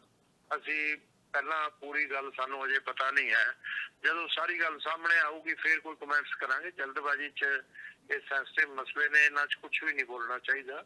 ਮੈਂ ਜਿਹੜੇ ਉੱਚ ਅਹੁਦਿਆਂ ਤੇ ਬੈਠੇ ਲੋਕ ਆ ਉਹਨਾਂ ਨੂੰ ਵੀ ਅਪੀਲ ਕਰੂੰਗਾ, ਜਲਦੀ ਇਸ ਤੇ ਕਮੈਂਟਸ ਨਾ ਕਰੋ। ਪਹਿਲਾਂ ਸਾਰੀ ਗੱਲ ਸਾਹਮਣੇ ਆਉਣਗੇ ਫਿਰ ਸਮਝ ਕੇ, ਜਿਹਦੇ ਨਾਲ ਪੰਜਾਬ ਦੀ ਭਾਈਚਾਰਕ ਸਾਂਝ ਤੇ ਵੀ ਅਸਰ ਨਾ ਪਵੇ। ਔਰ ਕਈ ਲੋਕ ਹੋਰ ਪੁੱਠੀਆਂ ਸਿੱਧੀਆਂ ਵੀਡੀਓ ਪਾ ਰਹੇ ਨੇ, ਔਰ ਮੈਂ ਉਹਨਾਂ ਦੀ ਵੀ ਨਿੰਦਾ ਕਰਦਾ ਔਰ ਸਰਕਾਰ ਨੂੰ ਅਪੀਲ ਕਰਦਾ ਕਿ ਉਸ ਤਰ੍ਹਾਂ ਤੇ ਜੇ ਕੋਈ ਗਲਤ ਬਿਆਨਬਾਜ਼ੀ ਕਰਦਾ ਮੁਕੱਦਮੇ ਦਰਜ ਕਰੋ ਔਰ ਸਖਤੀ ਨਾਲ ਪੇਸ਼ ਆਓ। ਇਹਨਾਂ ਨੂੰ ਇਹ ਸਰਕਾਰ ਦੇ ਲਈ ਜ਼ਰੂਰੀ ਹੈ, ਤਾਂ ਇਹ ਅਮਨ ਸ਼ਾਂਤੀ ਰਹੇਗੀ, ਭਾਈਚਾਰਕ ਸਾਂਝ ਰਹੇਗੀ। ਗਰੇਵਾਲ ਸਾਹਿਬ, ਜਿਹੜੀ ਅਪੀਲ ਜਥੇਦਾਰ ਸਾਹਿਬ ਨੂੰ ਕੀਤੀ ਗਈ ਹੈ, ਜਿਹੜੀ ਗੱਲ ਆਖੀ ਗਈ ਹੈ ਕਿ ਜਥੇਦਾਰ ਸਾਹਿਬ ਇਸ ਦੀ ਅਗਵਾਈ ਕਰਨ, ਔਰ ਜਥੇਦਾਰ ਸਾਹਿਬ ਨੇ ਜਿਹੜੀ ਲੰਘੇ ਦਿਨੀ ਪੰਥਕ ਇਕੱਤਰਤਾ ਸੱਦੀ ਸੀ, ਉੱਥੇ ਉਹਨਾਂ ਦੇ ਵੱਲੋਂ ਇੱਕ ਜਿਹੜਾ ਕਦਮ ਅੰਮ੍ਰਿਤਪਾਲ ਉਹਨਾਂ ਦੀ ਸੋਚ ਨੂੰ ਅੱਗੇ ਵਧਾਉਂਦੇ ਹੋਏ ਵਹੀਰ ਸੱਦਣ ਦੀ ਗੱਲ ਕੀਤੀ ਗਈ ਸੀ। ਉਸ ਤੋਂ ਬਾਅਦ ਇਹ ਵੀਡੀਓ ਆਉਂਦੀ ਹੈ, ਇਸ ਵੀਡੀਓ ਦੇ ਵਿੱਚ ਉਹਦਾ ਜ਼ਿਕਰ ਵੀ ਆਉਂਦਾ ਹੈ ਤੇ ਜਥੇਦਾਰ ਸਾਹਿਬ ਨੂੰ ਉਹਨਾਂ ਨੇ ਅਗਵਾਈ ਕਰਨ ਲਈ ਕਿਹਾ ਹੈ। ਇਸ ਨੂੰ ਕਿਵੇਂ ਵੇਖੋਗੇ? ਜਥੇਦਾਰ ਸਾਹਿਬ ਨੂੰ ਵੈਸੇ ਤਾਂ ਬਹੁਤ ਸਮਝਦਾਰ ਨੇ, ਉਹ ਸੂਝ-ਬੂਝ ਤੋਂ ਕੰਮ ਲੈਣਗੇ ਔਰ ਉਹ ਸਰਕਾਰ ਦਾ ਸਾਥ ਦੇਣਗੇ ਪੰਜਾਬ 'ਚ ਅਮਨ ਸ਼ਾਂਤੀ ਤੇ ਭਾਈਚਾਰਕ ਸਾਂਝ ਕਾਇਮ ਰੱਖਣ ਲਈ। ਔਰ ਕੋਈ ਵੀ ਐਸਾ ਕਦਮ ਨਹੀਂ ਹੋਣਾ ਚਾਹੀਦਾ ਜਿਹਦੇ ਨਾਲ ਅੰਮ੍ਰਿਤਪਾਲ ਜਿਹੜਾ ਹੈਗਾ ਇਹ ਸਿੱਖ ਕੌਮ ਦੀ, ਸਿੱਖ ਜਿਹੜੇ ਆ ਕਿਸੇ ਦੁਨੀਆ ਦੇ ਕਿਸੇ ਵੀ ਦੇਸ਼ 'ਚ ਨੇ, ਉੱਥੋਂ ਦੀਆਂ ਸਰਕਾਰਾਂ 'ਚ ਵੀ ਹੈਗੇ ਆ, ਉੱਥੋਂ ਦੇ ਕਾਨੂੰਨ ਦਾ ਵੀ ਪਾਲਣ ਕਰਦੇ ਆ, ਜਿਸ ਦੇਸ਼ 'ਚ ਵੀ ਹੈ। ਹਿੰਦੁਸਤਾਨ ਦੀ ਗੱਲ ਨਹੀਂ, ਪੰਜਾਬ ਦੀ ਗੱਲ ਨਹੀਂ, ਔਰ ਪੂਰੀ ਦੁਨੀਆ 'ਚ ਨੇ। ਤੇ ਇਸ ਕਰਕੇ ਸਿੱਖਾਂ ਦੀ ਇੱਕ ਆਪਣੀ ਵੱਖਰੀ ਸ਼ਾਨ ਆ, ਉਸ ਨੂੰ ਠੇਸ ਨਾ ਪਹੁੰਚੇ। ਜੋ ਅੰਮ੍ਰਿਤਪਾਲ ਕੰਮ ਕਰ ਰਿਹਾ ਉਹਦੇ ਨਾਲ ਉਹ ਸਿੱਖੀ ਸ਼ਾਨ ਨੂੰ ਵੀ ਠੇਸ ਪਹੁੰਚਦੀ ਹੈ। ਔਰ ਖਾਲਸਾ ਜਿਹੜਾ ਹੈਗਾ ਦੇਸ਼ ਭਗਤ ਹੈ, ਔਰ ਇਹ ਅੰਮ੍ਰਿਤਪਾਲ ਦੇਸ਼ ਵਿਰੋਧੀ ਗੱਲਾਂ ਕਰਦਾ, ਇਹਨੂੰ ਨਹੀਂ ਕਰਨੀਆਂ ਚਾਹੀਦੀਆਂ। ਜਦੋਂ ਇੰਡੀਅਨ ਨੈਸ਼ਨਲ ਨੀਤਾ ਦੀ ਅਪੀਲ ਜਥੇਦਾਰ ਸਾਹਿਬ ਕਿਉਂ ਮੰਨਣਗੇ? ਠੀਕ ਹੈ ਨਾ, ਹਿੰਦੁਸਤਾਨ ਤੋਂ ਬਾਹਰ ਤਾਂ ਸਿੱਖ ਧਰਮ ਵੀ ਸੁਰੱਖਿਅਤ ਨਹੀਂ ਹੈ, ਅਫਗਾਨਿਸਤਾਨ ਜਾਂ ਪਾਕਿਸਤਾਨ। ਨਹੀਂ, ਤੁਸੀਂ ਕਹਿ ਰਹੇ ਹੋ ਕਿ ਖਾਲਸਾ ਦੇਸ਼ ਭਗਤ ਹੈ, ਦੇਸ਼ ਭਗਤੀ ਤੋਂ ਭਾਵ ਖਾਲਸਾ ਕਾਹਦੀ ਦੇਸ਼ ਭਗਤੀ? ਹੈਲੋ, ਮੈਂ ਇਹ ਗੱਲ ਕਹਿ ਰਿਹਾ, ਤੁਸੀਂ ਕਹਿ ਰਹੇ ਹੋ ਕਿ ਖਾਲਸਾ ਦੇਸ਼ ਭਗਤ ਹੈ, ਇਹ ਕਿਸ ਸੰਦਰਭ ਦੇ ਵਿੱਚ ਗੱਲ ਕਰ ਰਹੇ ਹੋ ਗਰੇਵਾਲ ਸਾਹਿਬ? ਦੇਸ਼ ਦੇ ਲਈ ਸ਼ਹਾਦਤਾਂ ਦਿੱਤੀਆਂ ਖਾਲਸਾ ਨੇ, ਹੁਣ ਵੀ ਬਾਰਡਰਾਂ ਤੇ ਸਾਡੇ ਹੀ ਲੋਕ ਖੜੇ ਆ, ਔਰ ਇਸ ਸਰਦੀ 'ਚ ਵੀ ਖੜੇ ਰਹਿੰਦੇ ਆ, ਗਰਮੀ 'ਚ ਵੀ ਖੜੇ ਰਹਿੰਦੇ ਆ, ਔਰ ਦੇਸ਼ ਦੇ ਲਈ ਡਟ ਕੇ ਖੜੇ ਆ ਉਹਨਾਂ ਦੀਆਂ ਸਰਹੱਦਾਂ ਤੇ ਇਸ ਕਰਕੇ ਦੇਸ਼ ਭਗਤ ਨੇ ਤਦੀ ਤਾਂ ਖੜੇ ਨੇ ਨਾ। ਔਰ ਇਹ ਖਾਲੀ ਅੰਮ੍ਰਿਤਪਾਲ ਹੀ ਥੋੜਾ ਹੈਗਾ। ਪਰ ਉਸ ਤੋਂ ਬਾਅਦ ਸਵਾਲ ਇਹ ਵੀ ਖੜੇ ਹੁੰਦੇ ਨਾ ਗਰੇਵਾਲ ਸਾਹਿਬ, ਵੀ ਜਿਸ ਖਾਲਸੇ ਨੇ, ਜਿਸ ਸਰਦਾਰ ਨੇ, ਜਿਸ ਸਿੱਖ ਨੇ ਇੰਨੀਆਂ ਸ਼ਹਾਦਤਾਂ ਦਿੱਤੀਆਂ, ਅੱਜ ਉਸ ਦੀ ਹਾਲਤ ਜਿਹੜੀ ਆ ਉਹ ਤਰਸਯੋਗ ਹੈ। ਜਿਹੜੇ ਇਸ ਰਾਹ ਤੇ ਤੁਰੇ ਆ ਉਹਨਾਂ ਦਾ ਤਰਕ ਹੈ, ਮੈਂ ਨਹੀਂ ਇਹ ਗੱਲ ਕਹਿ ਰਿਹਾ ਕਿ ਅੱਜ ਤਰਸਯੋਗ ਹੈ। ਦੱਸੋ ਕਿਸ ਤਰ੍ਹਾਂ ਤਰਸਯੋਗ ਆ? ਤੁਸੀਂ ਅਫਗਾਨਿਸਤਾਨ ਗਏ ਹੋ ਜਾਂ ਪਾਕਿਸਤਾਨ ਗਏ ਹੋ, ਉੱਥੇ ਸਿੱਖਾਂ ਦੀਆਂ ਬਹੂ ਬੇਟੀਆਂ ਖੋਹ ਕੇ ਲੈ ਜਾਂਦੇ ਆ, ਉਹਨਾਂ ਨੂੰ ਇਸਲਾਮ ਕਬੂਲ ਕਰਾਉਂਦੇ ਆ, ਉਹਨਾਂ ਨਾਲ ਜਬਰੀ ਨਿਕਾਹ ਕਰ ਲੈਂਦੇ ਆ, ਉਹਨਾਂ ਦੀਆਂ ਪ੍ਰਾਪਰਟੀਆਂ ਤੇ ਕਬਜ਼ੇ ਕਰ ਲੈਂਦੇ ਆ। ਗੁਰਦੁਆਰਾ ਸਾਹਿਬਾਨ ਵੀ ਉੱਥੇ ਸੁਰੱਖਿਅਤ ਨਹੀਂ। ਜਦੋਂ ਲੋਕ ਉੱਥੋਂ ਦੇ ਨਾਗਰਿਕ ਨੇ, ਜਦੋਂ ਸਾਡੇ 에ਅਰਪੋਰਟ ਤੇ ਆ ਕੇ ਉਤਰਦੇ ਆ, ਉਹ ਕੀ ਕਹਿੰਦੇ ਆ ਕਿ ਅਸੀਂ ਤਾਂ ਸਵਰਗ 'ਚ ਆ ਗਏ, ਆਪਣੇ ਦੇਸ਼ 'ਚ ਆ ਗਏ। ਉਹਨਾਂ ਨੂੰ ਵੀ ਪੁੱਛ ਲਓ ਜਾ ਕੇ। ਇੱਥੇ ਸਿੱਖਾਂ ਦੀ ਹਾਲਤ, ਇੱਥੇ ਕੋਈ ਤਕਲੀਫ ਨਹੀਂ ਹੈ ਕਿਸੇ ਸਿੱਖ ਨੂੰ, ਬਰਾਬਰ ਦਾ ਆਨੰਦ ਮਾਣਦੇ ਆ, ਇੱਥੇ ਸਾਰੇ ਬਰਾਬਰ ਨੇ, ਨਾ ਇੱਥੇ ਮੁਸਲਮਾਨ ਨੂੰ ਤਕਲੀਫ ਹੈ। ਕੌਮੀ ਇਨਸਾਫ ਮੋਰਚੇ ਤੋਂ ਗਰੇਵਾਲ ਸਾਹਿਬ ਗੱਲ ਹੋ ਰਹੀ ਹੈ ਕਿ ਜਿਹੜੇ ਬੰਦੀ ਸਿੰਘ ਨੇ ਉਹਨਾਂ ਨੂੰ ਰਿਹਾ ਕੀਤਾ ਜਾਵੇ, ਜਿਨ੍ਹਾਂ ਨੇ ਮਜ਼ੀਦ ਸਜ਼ਾਵਾਂ ਭੁਗਤੀਆਂ, ਜਿਨ੍ਹਾਂ ਦੀਆਂ ਸਜ਼ਾਵਾਂ ਪੂਰੀਆਂ ਹੋ ਗਈਆਂ। ਕਹਿੰਦੇ ਤੁਸੀਂ ਇਹ ਅਲੱਗ ਤੋਂ ਗੱਲ ਕਰਦੇ ਹੋ, ਐਵੇਂ ਨਾ ਕਹੀ ਜਾਓ। ਬੰਦੀ ਸਿੰਘ ਕਿੰਨੇ ਰਿਹਾ ਕਰਤੇ ਨਹੀਂ, ਪਿੱਛੇ ਛੇ ਹੋਏ ਆ, ਉਹਨਾਂ ਦੇ ਨਾਮ ਵੀ ਤੁਹਾਨੂੰ ਦੇ ਦੂੰਗਾ, ਮੈਂ ਭੇਜ ਦੂੰਗਾ। ਜਿਹੜੇ ਰਿਹਾ ਹੋਏ ਆ ਉਹਦੇ ਲਈ ਧੰਨਵਾਦ ਨਹੀਂ ਕਰਦੇ। ਔਰ ਜੀ ਸੋ ਗਰੇਵਾਲ ਸਾਹਿਬ ਜੁੜੇ ਸੀਗੇ, ਕਈ ਸਵਾਲ ਸੀਗੇ ਹਲੇ ਜਿਨ੍ਹਾਂ ਨੂੰ ਅਸੀਂ ਲੈਣਾ ਚਾਹੁੰਦੇ ਸੀਗੇ, ਪਰ ਜਿਹੜਾ ਕਨੈਕਸ਼ਨ ਟੁੱਟ ਗਿਆ ਜਾਂ ਜਿਹੜਾ ਤੋੜ ਦਿੱਤਾ ਗਿਆ ਹੈ, ਇਹ ਤਾਂ ਖੈਰ ਉਹਨਾਂ ਨੂੰ ਬਿਹਤਰ ਪਤਾ ਹੋਊਗਾ। ਪਰ ਬਹੁਤ ਸਾਰੇ ਸਵਾਲ ਸੀਗੇ ਕਿਉਂਕਿ ਗੱਲ ਇਹ ਹੈ ਕਿ ਜੇ ਅਸੀਂ ਅੱਜ ਉਹਨਾਂ ਦੇ ਬਾਰੇ ਗੱਲ ਕਰ ਰਹੇ ਹਾਂ ਤਾਂ ਜਦੋਂ ਉਹਨਾਂ ਦੇ ਪੱਖ ਤੋਂ ਕੋਈ ਗੱਲ ਕਰਨ ਵਾਲਾ ਨਹੀਂ ਤਾਂ ਸਵਾਲ ਹੋਣੇ ਚਾਹੀਦੇ। ਸਵਾਲ ਹਰ ਪਾਸਿਓਂ ਹੁੰਦੇ ਆ। ਤਾਂ ਗੱਲ ਇਹ ਹੈ ਕਿ ਜਦੋਂ ਇਕੁਐਲਿਟੀ ਦੀ ਗੱਲ ਆਉਂਦੀ ਹੈ ਤੇ ਜਦੋਂ ਆਵਾਜ਼ ਦੀ ਗੱਲ ਆਉਂਦੀ ਹੈ, ਜਦੋਂ ਇਸ ਤਰੀਕੇ ਦੀ ਅਨਸਿਕਿਉਰਿਟੀ ਦੀ ਗੱਲ ਆਉਂਦੀ ਹੈ, ਫਿਰ ਪਾਰਾ ਜਿਹੜਾ ਹੈ ਕੁਝ ਨਾ ਕੁਝ ਕਿਤੇ ਨਾ ਕਿਤੇ ਹਾਈ ਜਿਹੜਾ ਹੈ ਉਹ ਵੇਖਣ ਨੂੰ ਮਿਲਦਾ ਹੈ। ਗੱਲ ਇਹ ਹੈ ਕਿ ਜਦੋਂ ਬੰਦੀ ਸਿੰਘਾਂ ਦੀ ਰਿਹਾਈ ਦੀ ਗੱਲ ਤੁਰਦੀ ਹੈ ਤੇ ਉਦੋਂ ਫਿਰ ਰਿਹਾਈ ਤੇ ਆ ਕੇ ਗੱਲ ਰੋਕਿਓ ਜਾਂਦੀ ਹੈ। ਫਿਰ ਜਦੋਂ ਲੋਕ ਇਹ ਸਵਾਲ ਕਰਦੇ ਆ ਕਿ ਇਸ ਸਿਸਟਮ ਦੇ ਵਿੱਚ ਇੱਕ ਹੀਨੀਅਸ ਕ੍ਰਾਈਮ ਕਰਨ ਵਾਲਾ ਬੰਦਾ ਤਾਂ ਪੈਰੋਲ ਤੇ ਆ ਸਕਦਾ ਬਹੁਤ ਥੋੜੇ ਸਮੇਂ ਬਾਅਦ, ਜਿਸ ਨੂੰ ਤਾਉਮਰ ਜਿਹੜੀ ਹੈ ਸਜ਼ਾ ਹੋ ਜਾਂਦੀ ਹੈ, ਬਲਾਤਕਾਰੀ ਹੁੰਦਾ, ਕਾਤਲ ਹੁੰਦਾ, ਉਹ ਵਾਰ-ਵਾਰ ਬਾਹਰ ਆ ਸਕਦਾ। ਤੇ ਉਹ ਬੰਦੇ ਜਿਹੜੇ ਬੰਦਿਆਂ ਨੇ ਇੱਕ ਐਕਟ ਦੇ ਰੈਕਟ ਦੀ ਲੜਾਈ ਲੜੀ ਸੀ ਤੇ ਉਹ ਬੰਦੇ ਸਜ਼ਾਵਾਂ ਪੂਰੀਆਂ ਕਰਨ ਤੋਂ ਬਾਅਦ ਵੀ ਜਿਹੜੇ ਬਾਹਰ ਨਹੀਂ ਆ ਸਕਦੇ। ਇਸ ਤੋਂ ਇਲਾਵਾ ਹੋਰ ਬਹੁਤ ਸਾਰੇ ਇਦਾਂ ਦੇ ਤਰਕ ਹੈ।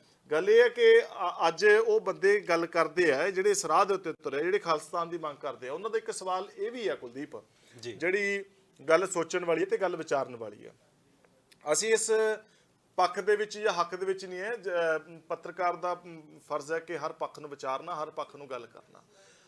ਇਹ ਵੀਡੀਓ ਕਿੱਥੋਂ ਆਈ ਹੈ, ਕਿਵੇਂ ਨਹੀਂ ਆਈ, ਸਾਨੂੰ ਇਸ ਬਾਰੇ ਨਹੀਂ ਪਤਾ। ਕਿਸ ਨੇ ਬਣਵਾਈ ਹੈ, ਕਿਸ ਨੇ ਨਹੀਂ ਬਣਵਾਈ, ਸਾਨੂੰ ਨਹੀਂ ਪਤਾ। ਵੀਡੀਓ ਆਈ ਹੈ, ਵੀਡੀਓ ਦੇ ਵਿੱਚ ਜੋ ਗੱਲਾਂ ਕਹੀਆਂ ਗਈਆਂ ਨੇ ਅਸੀਂ ਉਹ ਪੱਖਾਂ ਨੂੰ ਵਿਚਾਰ ਰਹੇ ਹਾਂ।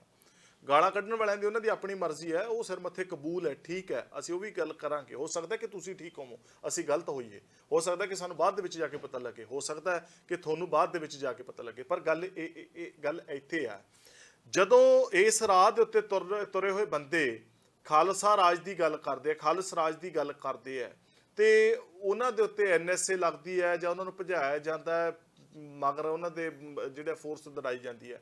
ਤੇ ਜਦੋਂ ਕੇਵਲ ਹਿੰਦੂ ਰਾਸ਼ਟਰ ਦੀ ਗੱਲ ਹੁੰਦੀ ਹੈ, ਜਦੋਂ ਗੱਲ ਕਹੀ ਜਾਂਦੀ ਹੈ ਕਿ ਸਿਰਫ ਇਹ ਹਿੰਦੂਆਂ ਦਾ ਸਥਾਨ ਹੈ, ਇੱਥੇ ਸਿਰਫ ਹਿੰਦੂ ਰਹੇਗਾ, ਇਹ ਹਿੰਦੂ ਰਾਸ਼ਟਰ ਹੈ, ਤੇ ਉਹ ਬੰਦਿਆਂ ਨੂੰ ਕਿਵੇਂ ਲੱਗਦਾ ਹੋਊਗਾ ਜਿਸ ਗੱਲ ਉੱਤੇ ਗਰੇਵਾਲ ਸਾਹਿਬ ਭਖੇ ਹੈ। ਜੇਕਰ ਗਰੇਵਾਲ ਸਾਹਿਬ ਨੇ ਕਿਹਾ ਕਿ ਖਾਲਸਾ ਦੇਸ਼ ਭਗਤ ਹੈ, ਖਾਲਸੇ ਨੂੰ ਦੇਸ਼ ਦੇ ਉੱਤੇ ਫਖਰ ਹੈ, ਹਾਂ ਬਿਲਕੁਲ ਫਖਰ ਹੈ, ਉਹਨੇ ਕੁਰਬਾਨੀਆਂ ਦਿੱਤੀਆਂ ਨੇ, ਔਰ ਇਹ ਤਾਂ ਹੈ ਨਹੀਂ ਕਿ ਦਿੱਤੀਆਂ ਸੀ, ਹੁਣ ਤੱਕ ਵੀ ਜਾਰੀ ਨੇ। ਸਰਹੱਦਾਂ ਦੇ ਉੱਤੇ ਵੀ ਜਿਹੜਾ ਹੈ ਉਹ ਜਦੋਂ ਜਿਹੜੀ ਸਿੱਖ ਬਟਾਲੀਅਨ ਹੈ ਉਹਦੇ ਵਿੱਚ ਗੁਰੂ ਗ੍ਰੰਥ ਸਾਹਿਬ ਦਾ ਪ੍ਰਕਾਸ਼ ਨਹੀਂ ਹੁੰਦਾ ਹੀ ਹੈ, ਕਿਉਂ ਨਹੀਂ ਹੁੰਦਾ। ਜਿਹੜੀ ਸਿੱਖ ਰੈਜੀਮੈਂਟ ਫੋਰਸ ਹੈ ਉਹਦੇ ਵਿੱਚ ਕੀ ਹੈ, ਉਹਦੇ 'ਚ ਸਿੱਖ ਨੇ। ਔਰ ਸਾਡੀ ਖੂਬਸੂਰਤੀ ਦੇਖੋ ਨਾ, ਸਾਡੇ ਕੋਲ ਗੋਰਖਾ ਰੈਜੀਮੈਂਟ ਹੈ, ਸਿੱਖ ਰੈਜੀਮੈਂਟ ਹੈ, ਹਰ ਤਰ੍ਹਾਂ ਦੀ ਸਾਡੇ ਕੋਲ ਰੈਜੀਮੈਂਟ ਹੈ, ਹਰ ਤਰ੍ਹਾਂ ਦੀ ਸਟੇਟ ਹੈ, ਸਾਡੇ ਕੋਲ ਹਰ ਤਰ੍ਹਾਂ ਦਾ ਮੌਸਮ ਹੈ, ਸਾਡੇ ਕੋਲ ਹਰ ਤਰ੍ਹਾਂ ਦਾ ਕਲਚਰ ਹੈ, ਸਾਡੇ ਕੋਲ ਹਰ ਤਰ੍ਹਾਂ ਦਾ ਰਿਲੀਜਨ ਹੈ। ਤੁਸੀਂ ਦੇਖੋ ਵੀ ਹਿੰਦੂ ਤੇ ਹਿੰਦੀ ਦੀ ਗੱਲ ਕਰਦੇ ਆ, ਕਿੰਨੇ ਕੁ ਬੰਦੇ ਹਿੰਦੀ ਬੋਲਦੇ ਆ, ਕਿਹੜੀ ਸਟੇਟਾਂ ਦੇ ਵਿੱਚ ਹਿੰਦੀ ਬੋਲੀ ਜਾਂਦੀ ਹੈ, ਕਿੰਨੇ ਕੁ ਲੋਕ ਹਿੰਦੀ ਬੋਲਣ ਵਾਲੇ ਆ। ਤੇ ਫਿਰ ਉਦੋਂ ਮਨਾਂ ਦੇ ਉੱਤੇ ਕੀ ਬੀਤਦੀ ਹੈ, ਫਿਰ ਉਹਨਾਂ ਦੇ ਉੱਤੇ ਜਿਹੜੀ ਕਾਰਵਾਈ, ਅਸੀਂ ਤਾਂ ਇਹ ਗੱਲ ਕਹਿ ਰਹੇ ਹਾਂ ਕਿ ਕਾਰਵਾਈ, ਅਸੀਂ ਗਾਲਾਂ ਵੀ ਖਾ ਰਹੇ ਹਾਂ ਲੋਕਾਂ ਤੋਂ, ਅਸੀਂ ਤਾਂ ਜਦੋਂ ਗੱਲ ਕਹਿ ਰਹੇ ਹਾਂ ਕਿ ਜਿਹੜਾ ਬੰਦਾ ਗੱਲ ਗਲਤ ਕਰ ਰਿਹਾ, ਮੁਲਕ ਤੋੜਨ ਦੀ ਗੱਲ ਕਰ ਰਿਹਾ ਵੀ ਗਲਤ ਹੈ, ਤੇ ਅਸੀਂ ਗਾਲਾਂ ਖਾ ਰਹੇ ਹਾਂ, ਤੇ ਉਹ ਬੰਦੇ ਜਿਹੜੇ ਗੱਲ ਕਰ ਰਹੇ ਇਹਦਾ ਮਤਲਬ ਉਹ ਧੱਕਾ ਦੇ ਰਹੇ ਨੇ। ਜਿਹੜੇ ਬੰਦੇ ਨੇ ਸ਼ਹਾਦਤਾਂ ਦਿੱਤੀਆਂ, ਜਿਸ ਖਾਲਸੇ ਦੇ ਦੇਸ਼ ਭਗਤ ਹੋਣ ਦੀ ਗੱਲ ਗਰੇਵਾਲ ਸਾਹਿਬ ਕਰ ਰਹੇ ਸੀਗੇ, ਤੇ ਇਹਦਾ ਮਤਲਬ ਉਹਨਾਂ ਨੂੰ ਜਦੋਂ ਬਾਹਰ ਦਾ ਰਾਹ ਵਿਖਾਇਆ ਜਾ ਰਿਹਾ।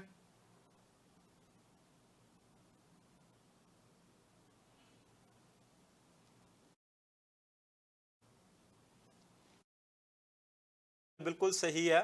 ਤੇ ਪਰ ਚਰਚਾ ਇਹ ਵੀ ਹੋ ਰਹੀ ਹੈ ਕਿ ਜੇਕਰ ਇਹਨਾਂ ਨੌਜਵਾਨਾਂ ਦੀ ਕੋਈ ਗਲਤੀ ਸੀ, ਹੁਣ ਤਾਂ ਸਵਾਲ ਇਹ ਉੱਠ ਰਹੇ ਨੇ ਕਿ ਜਿਹੜੇ ਭੋਲੇ ਭਾਲੇ ਨੌਜਵਾਨ ਸੀ ਉਹਨਾਂ ਦੇ ਉੱਪਰ NSA ਲਗਾ ਦਿੱਤੀ, ਉਹਨਾਂ ਨੂੰ NSA ਦਾ ਮਤਲਬ ਵੀ ਨਹੀਂ ਪਤਾ ਹੈਗਾ। ਤੇ ਦੂਜੇ ਪਾਸੇ ਇਹ ਵੀ ਸਵਾਲ ਉੱਠ ਰਹੇ ਕਿ ਜਿਹੜੇ ਲੋਕ ਹਿੰਦੂ ਰਾਸ਼ਟਰ ਦੀ ਗੱਲ ਕਰਦੇ ਨੇ, ਕਹਿੰਦੇ ਉਹਨਾਂ ਦੇ ਕਦੋਂ ਫਿਰ NSA ਲਗਾਉਣੀ ਹੈ। ਇਹ ਵੀ ਚਰਚਾ ਵੱਡੇ ਪੱਧਰ ਤੇ ਚੱਲ ਰਹੀ ਹੈ। ਧਾਲੀਵਾਲ ਸਾਹਿਬ ਦੇਖੋ, ਮੈਂ ਉਹੀ ਤਾਂ ਗੱਲ ਪਹਿਲਾਂ ਕਰਕੇ ਹਟਿਆ ਨਾ ਵੀ ਜਦੋਂ ਇਹ ਕਾਨੂੰਨ ਇੱਕ ਹੈ, ਜਦੋਂ ਸਾਰਿਆਂ ਦੇ ਵਾਸਤੇ ਇੱਕੋ ਗੱਲ ਹੈ, ਜਦੋਂ ਉਹ ਸਾਰਿਆਂ ਨੂੰ ਇੱਕੋ ਨਜ਼ਰ ਦੇ ਨਾਲ ਦੇਖਿਆ ਜਾਂਦਾ, ਫਿਰ ਸਾਰਿਆਂ ਨੂੰ ਇੱਕੋ ਰੱਸੇ ਮੰਨਿਆ ਜਾਵੇ ਨਾ, ਫਿਰ ਸਾਰਿਆਂ ਨੂੰ ਇੱਕੋ ਨਜ਼ਰ ਦੇ ਨਾਲ ਦੇਖਿਆ ਜਾਵੇ। ਫਿਰ ਇਹ ਚੀਜ਼ਾਂ ਪੈਦਾ ਕਿਉਂ ਹੁੰਦੀਆਂ ਨੇ। ਮੇਰਾ ਸਵਾਲ ਕਰਨ ਦਾ ਇਹ ਮਕਸਦ ਨਹੀਂ ਕਿ ਸਾਨੂੰ, ਮੇਰਾ ਮਕਸਦ ਇਹ ਆ ਗੱਲ ਕਰਨ ਦਾ ਕਿ ਫਿਰ ਦੂਸਰੇ ਬੰਦੇ ਨੂੰ ਇਨਸਿਕਿਉਰਿਟੀ ਜਿਹੜੀ ਪੈਦਾ ਹੋਈ ਹੈ, ਤੇ ਪੈਦਾ ਹੋਈ ਕਿਉਂ, ਉਹਦਾ ਕਾਰਨ ਕੀ ਹੈ। ਹਾਲਾਂਕਿ ਸਾਡੇ ਲੋਕਾਂ ਨੂੰ ਇਹ ਗੱਲ ਬਹੁਤ ਸਮਝ ਲੈਣੀ ਚਾਹੀਦੀ ਹੈ ਕਿ ਇੱਥੇ ਦਿਖਦਾ ਕੁਝ ਹੁੰਦਾ ਪਰ ਪਿੱਛੇ ਕੁਝ ਹੋਰ ਚੱਲ ਰਿਹਾ ਹੁੰਦਾ। ਮੈਂ ਪਹਿਲਾਂ ਵੀ ਕਈ ਵਾਰ ਦਫਾ ਗੱਲ ਕੀਤੀ ਹੈ, ਜਿਹੜਾ ਇੱਕ ਡਰਾਮਾ ਤਿਆਰ ਹੁੰਦਾ ਉਹਦੇ ਅੱਗੇ ਜਿਹੜੇ ਕਿਰਦਾਰ ਜਿਹੜੇ ਕਰ ਰਹੇ ਹੁੰਦੇ ਆ, ਉਹਨੂੰ ਤਿਆਰ ਕਰਨ ਪਿੱਛੇ ਇੱਕ ਵੱਡੀ ਲੰਬੀ ਟੀਮ ਹੁੰਦੀ ਹੈ। ਉਹ ਸਾਰਿਆਂ ਦੇ ਮਨੋਰਥ, ਮੰਤਵ, ਮਕਸਦ ਇੱਕੋ ਵਰਗੇ ਨਹੀਂ ਹੁੰਦੇ ਹੈਗੇ। ਕਿਸੇ ਦਾ ਸ਼ੌਹਰਤ ਹੁੰਦੀ ਹੈ ਤੇ ਕਿਸੇ ਦੀ ਸਿਰਫ ਦੌਲਤ ਹੁੰਦੀ ਹੈ। ਦੌਲਤ ਦੇ ਨਸ਼ੇ ਦੇ ਵਿੱਚ ਭੱਜਿਆ ਬੰਦਾ, ਸ਼ੌਹਰਤ ਦੇ ਨਸ਼ੇ ਤੇ ਚੂਰ ਹੋਇਆ ਬੰਦਾ ਕਿਸੇ ਵੀ ਹੱਦ ਤੱਕ ਜਾ ਸਕਦਾ, ਕੁਝ ਵੀ ਕਰ ਸਕਦਾ ਹੈ। ਔਰ ਜਿਹੜੇ ਲੋਕ ਵਾਕਈ ਅਸਲ ਦੇ ਵਿੱਚ ਕੌਮਾਂ ਦੇ ਉੱਤੇ ਫਖਰ ਕਰਨ ਵਾਲੇ ਹੁੰਦੇ ਆ, ਉਹਨਾਂ ਨੂੰ ਸਤਿਕਾਰ ਕਰਨ ਵਾਲੇ ਹੁੰਦੇ ਆ, ਪਿਆਰ ਕਰਨ ਵਾਲੇ ਹੁੰਦੇ ਆ, ਔਰ ਉਹ ਲੋਕ ਕਿਸੇ ਵੀ ਹੱਦ ਤੇ ਜਾ ਕੇ ਜਿਹੜਾ ਹੈ ਆਪਣੀ ਕੌਮ ਨੂੰ ਤੋੜਨ ਦੀ, ਉਸ ਦਾ ਨੁਕਸਾਨ ਕਰਨ ਦੀ ਗੱਲ ਨਹੀਂ ਕਰਨਗੇ, ਕਿਉਂਕਿ ਉਹ ਕੌਮ ਲਈ ਜਿਉਣਾ ਮਰਨਾ ਸਿੱਖੇ ਹੋਏ ਹੁੰਦੇ ਆ। ਸੋ ਇਹ ਗੱਲ ਹੁਣ ਇਹ ਲੋਕਾਂ ਨੇ ਆਪ ਡਿਸਾਈਡ ਕਰਨੀ ਹੈ, ਆਪ ਤੈਅ ਕਰਨੀ ਹੈ ਕਿ ਆਖਰ ਇਹ ਚੀਜ਼ਾਂ ਬਾਏ ਕਿੱਥੋਂ ਚੱਲ ਰਹੀਆਂ ਨੇ। ਜਦੋਂ ਕਰੋੜਾਂ ਦੀਆਂ ਟ੍ਰਾਂਜੈਕਸ਼ਨਸ ਦਾ ਪਤਾ ਨਹੀਂ ਲੱਗ ਰਿਹਾ, ਪਹਿਲਾਂ ਚੱਲ ਰਹੇ ਹਥਿਆਰਾਂ ਦਾ ਪਤਾ ਨਹੀਂ ਚੱਲ ਰਿਹਾ, ਫਿਰ ਹਥਿਆਰ ਇੱਕੋ ਦਮ ਜਿਹੜੇ ਆ ਉਹ ਇਲੀਗਲ ਹੋ ਗਏ, ਪਹਿਲਾਂ ਉਹ ਲੀਗਲ ਸੀ, ਇਹ ਵੀ ਸਵਾਲ ਹੈ।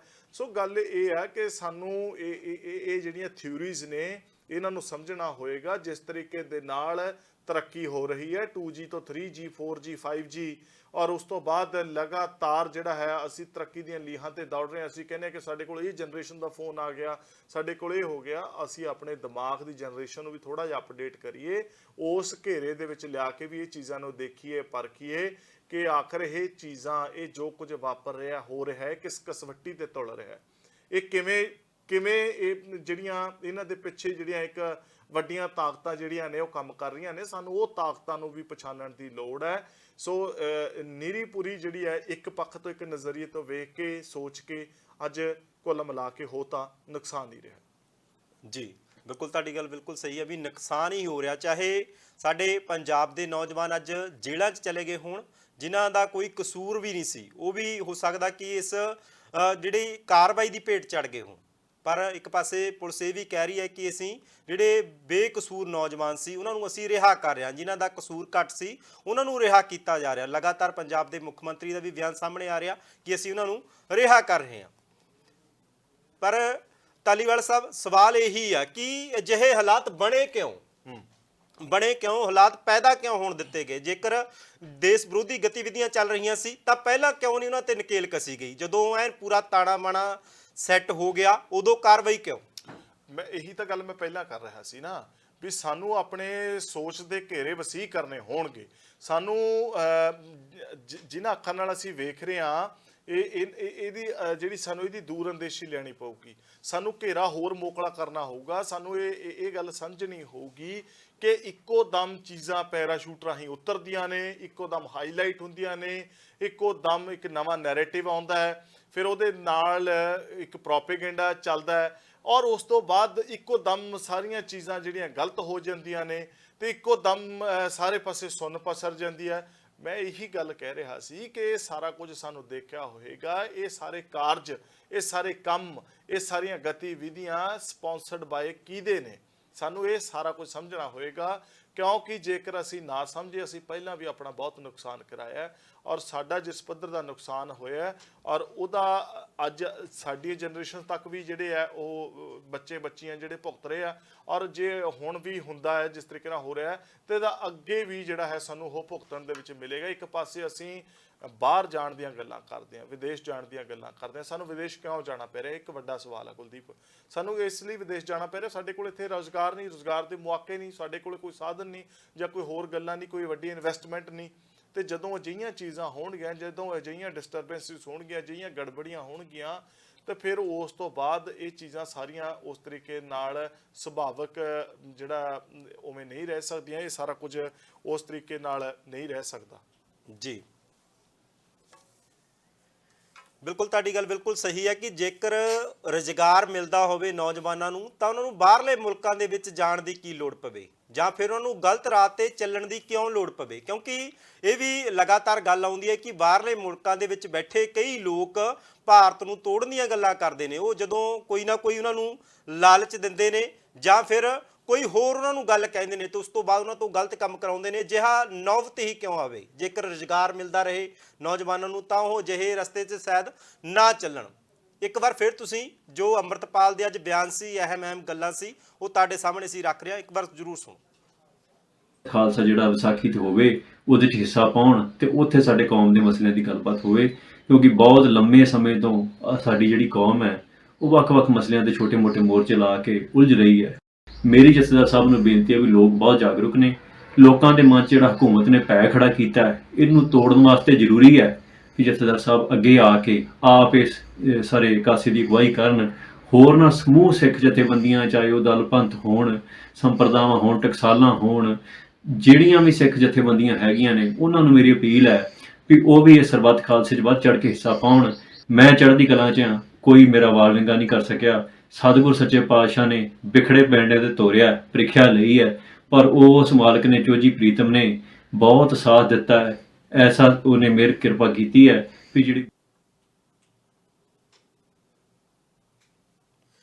ਸੁਣਿਆ ਤੁਸੀਂ ਅੰਮ੍ਰਿਤਪਾਲ ਦੇ ਅਹਿਮ ਗੱਲਾਂ ਤੁਹਾਡੇ ਤੱਕ ਅਸੀਂ ਲੈ ਕੇ ਆਇਆ। ਸਾਡੇ ਨਾਲ ਅਕਾਲੀ ਦਲ ਦੇ ਸੀਨੀਅਰ ਬੁਲਾਰੇ ਨੇ ਕਰਨੈਲ ਸਿੰਘ ਪਨੀਰ ਮੁਹੰਮਦ, ਉਹ ਸਾਡੇ ਨਾਲ ਫੋਨ ਲਾਈਨ ਤੇ ਜੁੜ ਚੁੱਕੇ ਨੇ। ਪੀਰ ਜੀ ਕੀ ਕਰੀ ਜਾਂਦੇ ਹੋ ਜੀ, ਮਾਫ ਕਰਨਾ, ਸਾਡੇ ਨਾਲ ਕਰਨੈਲ ਸਿੰਘ ਪੰਜੋਲੀ ਜੁੜੇ ਨੇ, ਐਸਜੀਪੀਸੀ ਦੇ ਮੈਂਬਰ ਨੇ। ਗੱਲਬਾਤ ਕਰਦੇ ਹਾਂ। ਪੰਜੋਲੀ ਸਾਹਿਬ, ਕਿਸ ਤਰ੍ਹਾਂ ਦੇਖਦੇ ਹੋ ਤੁਸੀਂ, ਕੀ ਮਾਇਨੇ ਨੇ ਜੋ ਅੰਮ੍ਰਿਤਪਾਲ ਦੇ ਵੱਲੋਂ ਸਰਬੱਤ ਖਾਲਸਾ ਸੱਦਣ ਦੀ ਗੱਲ ਕਹੀ ਗਈ ਹੈ? ਦੇਖੋ, ਪਹਿਲੀ ਗੱਲ ਤਾਂ ਇਹ ਹੈ ਕਿ ਇਤਿਹਾਸ ਜਦੋਂ ਅਸੀਂ ਪੜ੍ਹਦੇ ਹਾਂ ਉਹਦੇ ਵਿੱਚ ਜ਼ਿਕਰ ਆਉਂਦਾ ਕਿ ਬਾਬਾ ਬੰਦਾ ਸਿੰਘ ਬਹਾਦਰ ਦੇ ਸਮੇਂ ਤੋਂ ਲੈ ਕੇ ਜਦੋਂ ਵੀ ਮੁਗਲ ਰਾਜ ਦੇ ਅੰਦਰ ਸਿੱਖਾਂ ਤੇ ਜ਼ੁਲਮ ਹੋਇਆ, ਜ਼ਬਰ ਹੋਇਆ, ਸਮੇਂ ਮਤਲਬ ਖਾਲਸਾ ਪੰਥ ਨੇ ਉਹਦਾ ਟਾਕਰਾ ਕਰਨ ਲਈ ਸਰਬੱਤ ਖਾਲਸਾ ਸੱਦਿਆ ਜੀ। ਤੇ ਪਿਛਲੇ ਸਮੇਂ ਵਿੱਚ ਵੀ ਜਦੋਂ ਦਰਬਾਰ ਸਾਹਿਬ ਉੱਤੇ ਇੰਦਰਾ ਗਾਂਧੀ ਨੇ ਹਮਲਾ ਕੀਤਾ ਸੀ, ਅਕਾਲ ਤਖਤ ਢਾਇਆ, ਹਰਮੰਦਰ ਨੂੰ ਗੋਲੀਆਂ ਮਾਰੀਆਂ, ਸਿੱਖੀ ਸ਼ਹੀਦ ਕੀਤੀ, ਉਦੋਂ ਵੀ ਸਰਬੱਤ ਖਾਲਸਾ ਸੱਦਿਆ ਗਿਆ ਸੀ। ਤੇ ਮੈਂ ਇਹ ਸਮਝਦਾ ਕਿ ਜਦੋਂ ਵੀ ਸਰਕਾਰਾਂ ਧਰਮ ਪ੍ਰਚਾਰ ਦੀ ਲਹਿਰ ਤੱਕ ਨੂੰ ਬੰਦ ਕਰਨ ਦਾ ਯਤਨ ਕਰ ਦੇਣ, ਗ੍ਰਿਫਤਾਰੀਆਂ ਤਾਂ ਇੱਕ ਪਾਸੇ ਰਹੀਆਂ ਵੀ ਜਿਹੜੀਆਂ ਧੜਾ-ਧੜ ਪੰਜਾਬ ਦੇ ਵਿੱਚ ਨੌਜਵਾਨਾਂ ਦੀਆਂ ਗ੍ਰਿਫਤਾਰੀਆਂ ਹੋ ਰਹੀਆਂ ਨੇ, ਬਿਨਾਂ ਕਿਸੇ ਕਾਰਨ ਨੈਸ਼ਨਲ ਸਿਕਿਉਰਿਟੀ ਐਕਟ ਲਾਇਆ ਜਾ ਰਿਹਾ, ਜਿਹਦਾ ਕੋਈ ਮਤਲਬ ਨਹੀਂ ਬਣਦਾ। ਇਹਨਾਂ ਨੌਜਵਾਨਾਂ ਨੇ ਦੇਸ਼ ਤੋੜਨ ਦੀ ਗੱਲ ਕਿਤੇ ਨਹੀਂ ਕਹੀ ਕਿ ਜਦੋਂ ਮਤਲਬ ਇਸ ਕਿਸਮ ਦੀਆਂ ਗੱਲਾਂ ਦੇ ਉੱਤੇ ਵੀ ਤੁਸੀਂ ਨੈਸ਼ਨਲ ਸਿਕਿਉਰਿਟੀ ਐਕਟ ਲਾ ਕੇ ਪੰਜਾਬ ਤੋਂ 2200 ਕਿਲੋਮੀਟਰ ਦੂਰ ਸਿੱਖ ਬੱਚਿਆਂ ਨੂੰ ਫੜ ਕੇ ਨਜ਼ਰਬੰਦ ਕਰਦੇ ਹੋ, ਸਿੱਖਾਂ ਨੂੰ ਡਰਾ ਰਹੇ ਹੋ, ਧਮਕਾ ਰਹੇ ਹੋ। ਇੱਕ ਪਾਸੇ ਭਾਰਤ ਦਾ ਪੂਰਾ ਹਿੰਦੂ ਜਿਹੜਾ ਉਹ ਬਾਰ-ਬਾਰ ਕਹਿ ਰਿਹਾ ਹੈ ਕਿ ਅਸੀਂ ਹਿੰਦੂ ਰਾਸ਼ਟਰ ਬਣਾਉਣਾ ਹੈ, ਤੇ ਜੇ ਉਹ ਹਿੰਦੂ ਰਾਸ਼ਟਰ ਬਣਾਉਣ ਦੀ ਗੱਲ ਕਰਦੇ ਨੇ ਤਾਂ ਉਹਨਾਂ ਦੇ ਐਕਸ਼ਨ ਵਿੱਚੋਂ ਰਿਐਕਸ਼ਨ ਕਿਤੇ ਨਾ ਕਿਤੇ ਪੈਂਦਾ ਹੀ ਹੈ। ਮਾਈਨੋਰਿਟੀ ਵੀ ਫਿਰ ਇਹ ਸੋਚਦੀ ਹੈ ਕਿ ਸਾਡੀ ਹੋਂਦ ਹਿੰਦੂ ਰਾਸ਼ਟਰ ਵਿੱਚ ਕਿਵੇਂ ਬਚੇਗੀ। ਉਹ ਵੀ ਫਿਰ ਆਪਣੀ ਅੱਡਰੀ ਆਜ਼ਾਦ ਤੇ ਨਿਆਰੀ ਹਸਤੀ ਕਾਇਮ ਰੱਖਣ ਲਈ ਫਿਰ ਉਹ ਵੀ ਕਿਤੇ ਨਾ ਕਿਤੇ ਖਾਲਿਸਤਾਨ ਦੀਆਂ ਗੱਲਾਂ ਕਰਦੇ ਨੇ।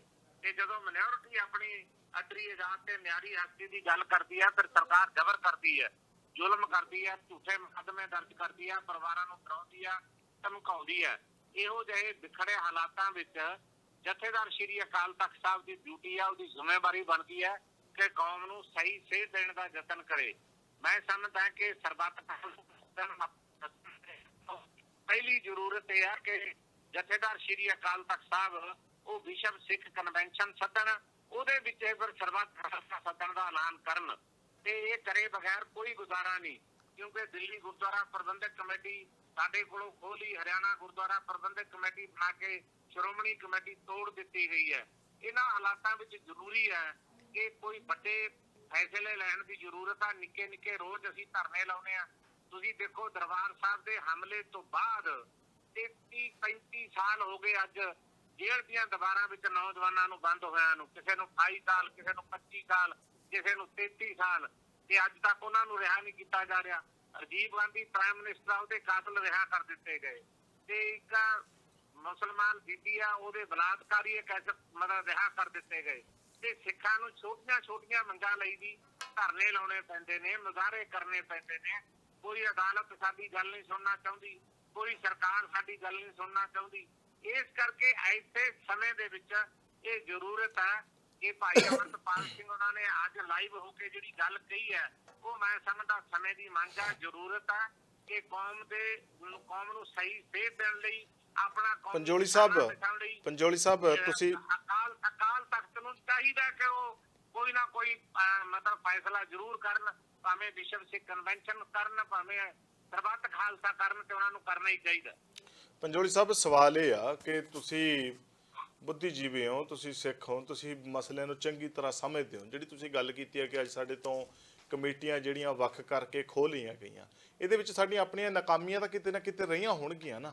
ਉਸ ਤੋਂ ਬਾਅਦ ਹੀ ਫਿਰ ਮੈਂ ਸਮਝਦਾ ਵੀ ਕਿਤੇ ਨਾ ਕਿਤੇ ਸਾਡੀਆਂ ਗਲਤੀਆਂ ਹੋਣਗੀਆਂ, ਪਰ ਇਹਦਾ ਇਹ ਮਤਲਬ ਥੋੜ੍ਹਾ ਬਣਦਾ ਕਿ ਜੇ ਸਾਡੀਆਂ ਗਲਤੀਆਂ ਨੇ ਸਾਡੀ ਕਮੇਟੀ ਉਹ ਤੋੜ ਦਵੋ। ਜਿਹੜੀ ਕਮੇਟੀ ਬਣਾਉਣ ਲਈ 1 ਸਾਲ ਤੋਂ 10 ਸਾਲ ਤੱਕ ਸਾਡੇ ਬਜ਼ੁਰਗਾਂ ਨੇ ਕੈਦ ਕੱਟੀ, 16 ਲੱਖ ਰੁਪਇਆ ਜੁਰਮਾਨਾ ਭਰਿਆ, ਤੇ ਉਹ ਕਮੇਟੀ 1 ਲੱਖ ਤੱਕ ਮਤਲਬ ਪਹਿਲਾਂ ਕਾਂਗਰਸ ਨੇ ਤੋੜਤੀ, ਫਿਰ ਉਹਦੇ ਉੱਤੇ ਮੋਹਰ ਬੀਜੇਪੀ ਨੇ ਲਾਤੀ। ਫਿਰ ਸਾਡਾ ਮਿੱਤਰ ਕੌਣ ਆ ਹਿੰਦੁਸਤਾਨ ਦੇ ਵਿੱਚ? ਅਸੀਂ ਇਹ ਸਮਝਦੇ ਹਾਂ ਕਿ ਜਿਸ ਦੇਸ਼ ਦੀ ਆਜ਼ਾਦੀ ਲਈ ਸਭ ਤੋਂ ਵੱਧ ਕੁਰਬਾਨੀਆਂ, ਸ਼ਹਾਦਤਾਂ ਅਸੀਂ ਦਿੱਤੀਆਂ, ਉਹਦੀ ਕੋਈ ਕੀਮਤ ਨਹੀਂ। ਅਸੀਂ ਤਾਂ ਇਹ ਮਹਿਸੂਸ ਕਰਦੇ ਹਾਂ ਕਿ ਮਿੱਤਰ ਕੋਈ ਨਹੀਂ, ਬੈਰੀਆ ਪੰਛੀਆ ਬੈਰੀ ਤਮੰਨਾ ਹੈ ਤੇਰਾ। ਇਹੋ ਜਿਹੇ ਹਾਲਾਤ ਹੋਏ ਪਏ ਨੇ ਭਾਰਤ ਦੇ ਅੰਦਰ, ਤੇ ਸਾਨੂੰ ਆਸ ਸੀ ਕਿਤੇ ਨਾ ਕਿਤੇ ਕਾਂਗਰਸ ਦੀਆਂ ਗਲਤੀਆਂ ਜੋ ਸਿੱਖਾਂ ਨਾਲ ਵਧੀਕੀਆਂ ਕੀਤੀਆਂ, ਅਕਾਲ ਤਖਤ ਢਾਇਆ, ਦਿੱਲੀ ਕਤਲੇਆਮ ਹੋਇਆ, ਸਾਨੂੰ ਰਾਹਤ ਦੇਗੀ। ਪੰਜੋਲੀ ਸਾਹਿਬ ਸਰਬੱਤ ਖਾਲਸਾ ਸੱਦਣ ਦੀ ਮੰਗ BJP ਕੀਤੀ ਨੇ ਵੀ ਰਾਹਤ ਨਹੀਂ ਦੇਣ ਦਾ ਨਹੀਂ ਯਤਨ ਕੀਤਾ। ਸਰਬੱਤ ਖਾਲਸਾ ਸੱਦਣ ਦੀ ਮੰਗ ਕੀਤੀ ਗਈ ਹੈ। ਸਰਬੱਤ ਖਾਲਸਾ ਕਿਹਨਾਂ ਹਾਲਾਤ ਦੇ ਅੰਦਰ ਕਿਸ ਹਾਲਤਾਂ ਦੇ ਵਿੱਚ ਸੱਦਿਆ ਜਾ ਸਕਦਾ ਹੈ ਤੇ ਉਹਦੀ ਜ਼ਰੂਰਤ ਕਿਉਂ ਪੈਂਦੀ ਹੈ ਸੱਦਣ ਦੀ? ਦੇਖੋ, ਸਭ ਤੋਂ ਵੱਡੀ ਗੱਲ ਹੈ, ਇਹ ਧਰਮ ਪ੍ਰਚਾਰ ਦੀ ਲਹਿਰ ਚਲਾਉਣ ਦੇ ਉੱਤੇ ਵੀ ਸਰਕਾਰ ਪਾਬੰਦੀ ਲਾਏਗੀ। ਜੇ ਸਾਡੀ ਹੋਂਦ ਨੂੰ ਵੀ ਖਤਰਾ ਹੈ, ਸਾਡੀਆਂ ਸੰਸਥਾਵਾਂ ਵੀ ਖਤਰੇ ਵਿੱਚ ਪੈ ਗਈਆਂ, ਫਿਰ ਹੋਰ ਇਸ ਤੋਂ ਬਿਨਾਂ ਕਿਹੜੀ ਗੱਲ ਹੈ ਜਿਹਦੇ ਕਰਕੇ ਸਰਬੱਤ ਖਾਲਸਾ ਸੱਦਿਆ ਜਾਵੇ? ਇਹ ਸਭ ਤੋਂ ਵੱਡੀਆਂ ਗੱਲਾਂ ਨੇ। ਸਾਡੀ ਹੋਂਦ ਖਤਰੇ ਵਿੱਚ ਪਈ ਹੋਈ ਹੈ, ਸਾਨੂੰ ਧਰਮ ਪ੍ਰਚਾਰ ਦੀ ਲਹਿਰ ਚਲਾਉਣ ਨਹੀਂ ਦਿੱਤੀ ਜਾਂਦੀ, ਸਾਡੀਆਂ ਸੰਸਥਾਵਾਂ ਖਤਮ ਕਰ ਦਿੱਤੀਆਂ ਗਈਆਂ। ਅੱਜ ਪੰਜਾਬ ਦੇ ਮੁੱਖ ਮੰਤਰੀ ਨੇ ਕਿੰਨੀ ਵੱਡੀ ਗੱਲ ਕਹੀ ਹੈ ਕਿ ਉਹਨੇ ਜਥੇਦਾਰ ਅਕਾਲ ਤਖਤ ਸਾਹਿਬ ਤੇ ਟਿੱਪਣੀਆਂ ਕਰਤੀਆਂ, ਤੇ ਪੰਜਾਬ ਦਾ ਮੁੱਖ ਮੰਤਰੀ ਪੰਜਾਬ ਦਾ ਜਿਹੜਾ ਅਮਨ ਕਾਨੂੰਨ ਹੈ ਉਹਦੀ ਰਾਖੀ ਕਰਨ ਵਾਸਤੇ ਆ, ਨਾ ਕਿ ਜਥੇਦਾਰ ਨੂੰ ਚੈਲੰਜ ਕਰੇ। ਫਿਰ ਉਹ ਵੀ ਉਹ ਵਿਅਕਤੀ ਜਿਹੜਾ ਬੰਦਾ ਰੋਜ਼ ਸ਼ਰਾਬ ਪੀਂਦਾ, ਦਾੜੀ ਕੱਟੀ ਹੋਈ ਆ, ਆਪਣੇ ਨਾਂ ਨਾਲ ਸਿੰਘ ਤੱਕ ਨਹੀਂ ਲਿਖਦਾ, ਉਹ ਅਕਾਲ ਤਖਤ ਦੇ ਜਥੇਦਾਰ ਨੂੰ ਚੈਲੰਜ ਕਰੀ ਜਾਂਦਾ। ਨਹੀਂ, ਪਰ ਸਵਾਲ ਤਾਂ ਪੁੱਛ ਸਕਦੇ ਆ ਨਾ, ਪਰ ਇੱਕ ਗੱਲ ਜਿਹੜੀ ਉਹਦੇ ਵਿੱਚ ਇਹ ਗੱਲ ਆਖੀ ਗਈ ਹੈ ਕਿ ਅੱਜ ਜਿਹੜਾ ਅਲਟੀਮੇਟਮ ਦਿੱਤਾ ਗਿਆ, ਇਹ ਅਲਟੀਮੇਟਮ ਬਰਗਾੜੀ, ਬਾਈਬਲ ਕਲਾਂ, ਕੋਟਕਪੂਰਾ, ਉਦੋਂ ਜਦੋਂ ਗੁਰੂ ਗ੍ਰੰਥ ਸਾਹਿਬ ਦੇ ਸਰੂਪ ਚੋਰੀ ਹੋਏ, ਕਿ ਉਦੋਂ ਇਹ ਅਲਟੀਮੇਟਮ ਨਹੀਂ ਸੀ ਦਿੱਤੇ ਜਾਣੇ ਚਾਹੀਦੇ? ਦੇਖੋ, ਮੈਂ ਤੁਹਾਡੀ ਗੱਲ ਨਾਲ 100% ਸਹਿਮਤ ਹਾਂ ਇਸ ਗੱਲ ਲਈ ਕਿ ਉਦੋਂ ਜਿਹੜੇ ਜਥੇਦਾਰ ਅਕਾਲ ਤਖਤ ਸਾਹਿਬ ਸੀਗੇ, ਗਿਆਨੀ ਗੁਰਬਚਨ ਸਿੰਘ, ਉਹਨਾਂ ਨੇ ਹਿਸਟੋਰੀਕਲ ਗਲਤੀਆਂ ਕੀਤੀਆਂ ਨੇ ਜਿਹੜੀਆਂ ਕਦੇ ਇਤਿਹਾਸ ਵਿੱਚ ਉਹਨਾਂ ਨੂੰ ਮਾਫ ਨਹੀਂ ਕੀਤੀਆਂ ਜਾ ਸਕਦੀਆਂ। ਉਹਨੇ ਸਰਸੇ ਵਾਲੇ ਸਾਧ ਨੂੰ ਬਿਨਾਂ ਸੱਦੇ ਮਾਫੀ ਦਿੱਤੀ। ਉਹਨੇ ਮਤਲਬ ਬਰਗਾੜੀ ਕਾਂਡ ਨੂੰ ਉਹਦੇ ਸੰਬੰਧੀ ਕੋਈ ਜ਼ਿਕਰ ਕਰਨ ਦਾ ਯਤਨ ਨਹੀਂ ਕੀਤਾ। 98 ਕਰੋੜ 95 ਲੱਖ ਔਰ ਰੁਪਇਆ। ਪੰਜੋਲੀ ਸਾਹਿਬ, ਤੁਸੀਂ ਇਹ ਵੀ ਗੱਲ ਮੰਨੋਗੇ, ਜਿਹੜਾ ਜਥੇਦਾਰ ਸਾਹਿਬ ਨੇ ਮੋੜਵਾਂ ਟਵੀਟ ਕੀਤਾ ਹੈ, ਜਿਹੜੀ ਮੋੜਵੀਂ ਗੱਲ ਆਖੀ ਹੈ, ਉਹਦੇ ਵਿੱਚ ਇਹ ਗੱਲ ਕੀਤੀ ਹੈ ਕਿ ਸਮੇਂ-ਸਮੇਂ ਦੇ ਵਿੱਚ ਰਾਜਨੀਤਿਕ ਲੋਕਾਂ ਨੇ ਵਰਤਿਆ, ਪਰ ਉਹ ਕਹਿੰਦੇ ਮੈਂ ਸੁਚੇਤ ਹਾਂ। ਠੀਕ ਹੈ, ਚੰਗੀ ਗੱਲ ਹੈ, ਉਹ ਸੁਚੇਤ ਹੈ, ਜਾਣੂ ਹੈ, ਪਰ ਇਹ ਕਿਤੇ ਨਾ ਕਿਤੇ ਰਾਜਨੀਤਿਕ ਲੋਕ ਜਿਹੜੇ ਆ ਹੁਣ ਤੱਕ ਇਹਨਾਂ ਸਿਰਮੌਰ ਸੰਸਥਾਵਾਂ ਨੂੰ ਆਪਣੇ ਹਿੱਤਾਂ ਲਈ ਵਰਤਦੇ ਰਹੇ ਆ, ਤਾਂ ਮਤਲਬ ਤਾਂ ਇਹ ਆ। ਦੇਖੋ, ਬੜੀ ਸਪਸ਼ਟ ਗੱਲ ਆ, ਸਰਦਾਰ ਸੁਖਬੀਰ ਸਿੰਘ ਬਾਦਲ ਨੇ ਬਹੁਤ ਵੱਡੀਆਂ ਗਲਤੀਆਂ ਕੀਤੀਆਂ ਨੇ ਜਿਹੜੀਆਂ ਕਿਤੇ ਵੀ ਮਾਫ ਨਹੀਂ ਕੀਤੀਆਂ ਜਾ ਸਕਦੀਆਂ। ਅਕਾਲੀ ਦਲ ਐਡੀ ਮਤਲਬ ਹਿਸਟੋਰੀਕਲ ਜਥੇਬੰਦੀ ਜਿਹਦਾ ਇੰਨਾ ਲਹੂ ਡੁੱਲਿਆ, ਇੰਨੇ ਮੋਰਚੇ ਲੱਗੇ, ਉਸ ਜਥੇਬੰਦੀ ਨੂੰ ਅੱਜ ਸੁਖਬੀਰ ਸਿੰਘ ਬਾਦਲ ਦੀ ਬਦੌਲਤ ਆਕਾਸ਼ ਤੋਂ ਧਰਤੀ ਤੇ ਲੈ ਕੇ ਸੁੱਟ ਦਿੱਤਾ। 2017 ਵਿੱਚ ਅਸੀਂ ਚੋਣ ਲੜੇ, ਸਾਨੂੰ 15 ਸੀਟਾਂ ਮਿਲੀਆਂ, 22 ਚ ਲੜੇ 3 ਮਿਲੀਆਂ, ਤੇ ਆ ਸੰਗਰੂਰ ਵਾਲੀ ਚੋਣ ਲੜੇ, ਚੌਥੇ 5ਵੇਂ ਨੰਬਰ ਤੇ ਚਲੇ ਗਏ।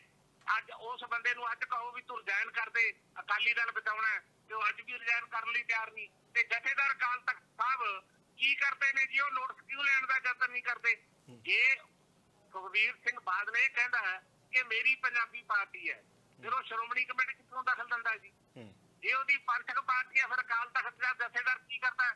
ਉਹਦੇ ਕੋਲੋਂ ਜਵਾਬ ਤਲਬੀ ਕਰੇ। ਮੈਂ ਇਸ ਗੱਲ ਨਾਲ ਸਹਿਮਤ ਹਾਂ, ਕਰਨੀ ਚਾਹੀਦੀ ਹੈ, ਪਰ ਇਹਦਾ ਮਤਲਬ ਇਹ ਨਹੀਂ ਬਣਦਾ ਕਿ ਜਥੇਦਾਰ ਨੇ ਜੇ ਗਲਤ ਫੈਸਲੇ ਕੀਤੇ ਜਾਂ ਸੁਖਬੀਰ ਸਿੰਘ ਬਾਦਲ ਨੇ ਗਲਤ ਫੈਸਲੇ ਕੀਤੇ, ਭਗਵੰਤ ਸਿੰਘ ਮਾਨ ਨੂੰ ਜ਼ਰੂਰ ਧਿਆਨ ਰੱਖਣ ਦਾ ਯਤਨ ਕਰਨਾ ਚਾਹੀਦਾ ਹੈ ਕਿ ਅਕਾਲ ਤਖਤ ਦੇ ਜਥੇਦਾਰ। ਅੱਛਾ ਪੰਜੋਲੀ ਸਾਹਿਬ, ਇੱਕ ਗੱਲ ਹੋਰ ਪੁੱਛਣੀ ਚਾਹੁੰਦਾ। ਅਕਾਲ ਤਖਤ ਸਰਵਉੱਚ ਹੈ।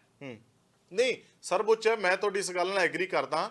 ਔਰ ਜਿਹੜਾ ਜਦੋਂ ਅਸੀਂ ਆਪ ਆਪਣੇ ਵੱਡਿਆਂ ਦੀ, ਆਪਣੇ ਵੱਡੇ ਵਡੇਰਿਆਂ ਦੀ, ਆਪਣੇ ਧਰਮ ਦੀ, ਆਪਣੇ ਉਹ ਲੋਕਾਂ ਦੀ ਇੱਜ਼ਤ ਨਹੀਂ ਕਰਾਂਗੇ ਤੇ ਬਾਹਰਲੇ ਲੋਕ ਵੀ ਨਹੀਂ ਕਰਨਗੇ। ਮੈਂ ਤੁਹਾਡੀ ਗੱਲਾਂ ਨਾਲ ਐਗਰੀ ਹਾਂ, ਪਰ ਗੱਲ ਇਹ ਹੈ ਕਿ ਅਸੀਂ ਮੰਨਦੇ ਹਾਂ ਗਲਤੀਆਂ ਹੋਈਆਂ ਨੇ, ਔਰ ਤੁਸੀਂ ਆਪ ਕਹੀ ਆ, ਤੁਸੀਂ ਤਾਇਦ ਕੀਤੀ ਇਸ ਗੱਲ ਦੀ। ਤੁਸੀਂ ਕਹਿੰਦੇ ਹੋ ਕਿ ਗਲਤੀਆਂ ਕੀਤੀਆਂ ਤਾਂ ਕੀਤੀਆਂ ਤੇ ਹਲੇ ਵੀ ਕਰੀ ਜਾ ਰਹੇ ਹਾਂ, ਉਹ ਕੰਟੀਨਿਊ ਹਲੇ ਵੀ ਜਾਰੀ ਨੇ। ਪਰ ਮੈਂ ਇੱਕ ਗੱਲ ਪੁੱਛਣੀ ਚਾਹੁੰਦਾ, ਸਿੱਖ ਕੌਮ ਦੇ ਵਿੱਚ ਭਗੌੜੇ ਦੀ ਕੋਈ ਥਾਂ ਹੈ? ਦੇਖੋ, ਉਹ ਭਗੌੜਾ ਨਹੀਂ, ਭਗੌੜਾ ਤੇ ਰੂਹ ਪੋਸ਼ ਦਾ ਮਤਲਬ ਹੋਰ ਹੁੰਦਾ। ਜਦੋਂ ਜ਼ਬਰ ਹੋਵੇ, ਅਤਿਆਚਾਰ ਹੋਵੇ, ਤਾਂ ਇਹ ਵੀ ਇੱਕ ਸਟ੍ਰੈਟਜੀ ਹੈ ਗੁਰੀਲਾ ਯੁੱਧ ਲੜਨ ਦੀ। ਕਿ ਉਹ ਬੰਦਾ ਕੀ ਸੋਚਦਾ ਇਹ ਤਾਂ ਗੱਲ ਮੈਨੂੰ ਨਹੀਂ ਪਤਾ, ਗੱਲ ਵੱਖਰੀ ਹੈ। ਮੈਂ 4-5 ਦਿਨ ਹੋ ਗਏ ਅਪੀਲ ਵੀ ਕੀਤੀ ਸੀ ਕਿ ਸਰਕਾਰ ਜਾਣ ਬੁੱਝ ਕੇ ਭਗੌੜਾ ਮਤਲਬ ਕਰਨਾ ਚਾਹੁੰਦੀ ਹੈ, ਤੇ ਜਿਹੜੇ ਬੰਦਿਆਂ ਨੇ ਲੋਕਾਂ 'ਚ ਰਹਿ ਕੇ ਕੰਮ ਕਰਨਾ, ਉਹਨੂੰ ਭਗੌੜਾ ਨਹੀਂ ਹੋਣਾ ਚਾਹੀਦਾ, ਰੂਹ ਪੋਸ਼ ਨਹੀਂ ਹੋਣਾ ਚਾਹੀਦਾ। ਉਹਨੂੰ ਕਿਤੇ ਨਾ ਕਿਤੇ ਖਾਲਸਾ ਪੰਥ ਦਾ ਇਕੱਠ ਕਰਕੇ, ਖਾਲਸਾ ਪੰਥ ਦੇ ਇਕੱਠ ਵਿੱਚ ਆਪਣੀ ਗ੍ਰਿਫਤਾਰੀ ਦੇ ਦੇਣੀ ਚਾਹੀਦੀ ਹੈ, ਤੇ ਕਾਨੂੰਨ ਨੂੰ ਫੇਸ ਕਰਨਾ ਚਾਹੀਦਾ, ਲੜਨਾ ਚਾਹੀਦਾ, ਮਤਲਬ ਕਾਨੂੰਨ ਅਨੁਸਾਰ। ਪੰਜੋਲੀ ਸਾਹਿਬ, ਕੀ ਆਪਣੀ ਗ੍ਰਿਫਤਾਰੀ ਦੇਣ ਲਈ, ਸਰੈਂਡਰ ਕਰਨ ਲਈ ਸਰਬੱਤ ਖਾਲਸਾ ਸੱਦਿਆ? ਹਾਂਜੀ, ਆਪਣੀ ਗ੍ਰਿਫਤਾਰੀ ਦੇਣ ਲਈ, ਸਰੈਂਡਰ ਕਰਨ ਲਈ ਅੰਮ੍ਰਿਤਪਾਲ ਨੇ ਸਰਬੱਤ ਖਾਲਸਾ ਸੱਦਿਆ? ਦੇਖੋ, ਉਹਨੇ ਕਿਤੇ ਨਹੀਂ ਕਿਹਾ ਕਿ ਮੇਰੀ ਗ੍ਰਿਫਤਾਰੀ ਦੇ ਮਸਲੇ ਤੇ ਸਰਬੱਤ ਖਾਲਸਾ ਸੱਦੋ। ਉਹਨੇ ਕਿਹਾ ਵੀ ਹਰ ਰੋਜ਼ ਤੀਜੇ ਦਿਨ ਛੋਟੀਆਂ ਛੋਟੀਆਂ ਗੱਲਾਂ ਤੇ ਧਰਨੇ ਲਾਉਣੇ ਆ। ਕੋਈ ਕੌਮ ਦੇ ਉਜਲੇ ਭਵਿੱਖ ਲਈ ਠੋਸ ਤੇ ਵੱਡਾ ਫੈਸਲਾ ਕਰੋ ਤਾਂ ਕਿ ਰੋਜ਼-ਰੋਜ਼ ਦੇ ਧਰਨੇ ਮੁਜ਼ਾਹਰੇ ਕਰਨ ਦੀ ਬਜਾਏ ਇੱਕੋ ਵਾਰੀ ਕੌਮ ਆਪਣਾ ਨਹੀਂ, ਹੋਰ ਤਾਂ ਕੋਈ ਮੋਰਚਾ, ਹੋਰ ਤਾਂ ਕੋਈ ਧਰਨਾ ਲੱਗਿਆ ਨਹੀਂ। ਜਿਹੜਾ ਕੌਮੀ ਇਨਸਾਫ ਮੋਰਚਾ ਲੱਗਿਆ ਉਹਨੂੰ ਅਸੀਂ ਛੋਟਾ-ਮੋਟਾ ਕਹਿ ਸਕਦੇ ਹਾਂ। ਉਹਨਾਂ ਲੋਕਾਂ ਦੀਆਂ ਕੁਰਬਾਨੀਆਂ ਤਾਂ ਬਹੁਤ ਵੱਡੀਆਂ। ਉਹਦਾ ਸੁਣੋ ਮੇਰੀ ਗੱਲ, ਬਰਗਾੜੀ ਕਾਂਡ ਵੀ ਉਹਦੇ ਤੇ ਵੀ ਮੋਰਚੇ ਲੱਗੇ, ਬਹਿਬਲ ਪਲਾਂ ਲੱਗਿਆ। ਆ ਥਾਂ ਤੇ ਤਾਂ ਮਤਲਬ ਛੋਟੀਆਂ ਗੱਲਾਂ ਲਈ ਤਾਂ ਧਰਨੇ ਲਾਉਣੇ ਪੈਂਦੇ ਨੇ, ਮੁਜ਼ਾਹਰੇ ਕਰਨੇ ਪੈਂਦੇ ਨੇ। ਮਤਲਬ ਕੌਮ ਦਾ ਭਵਿੱਖ ਹਿੰਦੁਸਤਾਨ ਦੇ ਅੰਦਰ ਕਿਵੇਂ ਸੁਰੱਖਿਅਤ ਰਹਿ ਸਕਦਾ ਹੈ, ਸਾਡੀਆਂ ਸੰਸਥਾਵਾਂ ਕਿਵੇਂ ਬਚ ਸਕਦੀਆਂ ਨੇ, ਸਾਡਾ ਸਿੱਖੀ ਸਰੂਪ ਕਿਵੇਂ ਬਚ ਸਕਦਾ ਹੈ, ਅੰਮ੍ਰਿਤ ਦਾ ਪ੍ਰਚਾਰ ਪ੍ਰਸਾਰ ਕਿਵੇਂ ਹੋ ਸਕਦਾ ਹੈ, ਇਹ ਸਾਰੇ ਵੱਡੇ ਮਸਲੇ ਨੇ। ਇਹਦੇ ਪ੍ਰਤੀ ਨਹੀਂ, ਫਿਰ ਵੱਡੀ ਲੜਾਈ ਦਾ ਮਤਲਬ ਕੀ ਹੈ? ਕਿਸ ਤਰੀਕੇ ਦੀ ਉਹਦੀ ਰੂਪਰੇਖਾ ਕੀ ਹੋਏਗੀ? ਉਹਦਾ ਰੂਪ ਸਵਰੂਪ ਕੀ ਹੋਏਗਾ?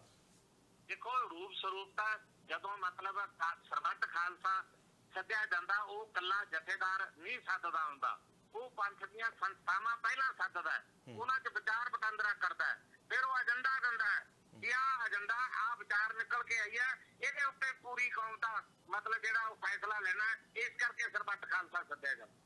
ਤੇ ਮੈਂ ਇੱਕ ਗੱਲ ਇੱਥੇ ਤੁਹਾਨੂੰ ਇਹ ਵੀ ਜ਼ਰੂਰ ਜਿਹੜੀ ਪੁੱਛਣੀ ਚਾਹੂੰਗਾ, ਅੱਜ ਜਿਸ ਤਰੀਕੇ ਦੇ ਨਾਲ ਇਹ ਸਾਰਾ ਕੁਝ ਵਾਪਰ ਰਿਹਾ ਹੈ, ਸਾਰਾ ਕੁਝ ਹੋ ਰਿਹਾ ਹੈ, ਤੁਸੀਂ ਇਸ ਗੱਲ ਤੋਂ ਸਹਿਮਤ ਹੋ? ਹਰਜੀਤ ਗਰੇਵਾਲ ਸਾਡੇ ਨਾਲ ਜੁੜੇ ਸੀ, ਉਹ ਕਹਿੰਦੇ ਅਜਿਹਾ ਕੋਈ ਮਾਹੌਲ ਨਹੀਂ ਹੈ, ਕਿਸੇ ਵੀ ਸਿੱਖ ਨੂੰ ਕਿਸੇ ਤਰੀਕੇ ਦਾ ਖਤਰਾ ਨਹੀਂ ਹੈ।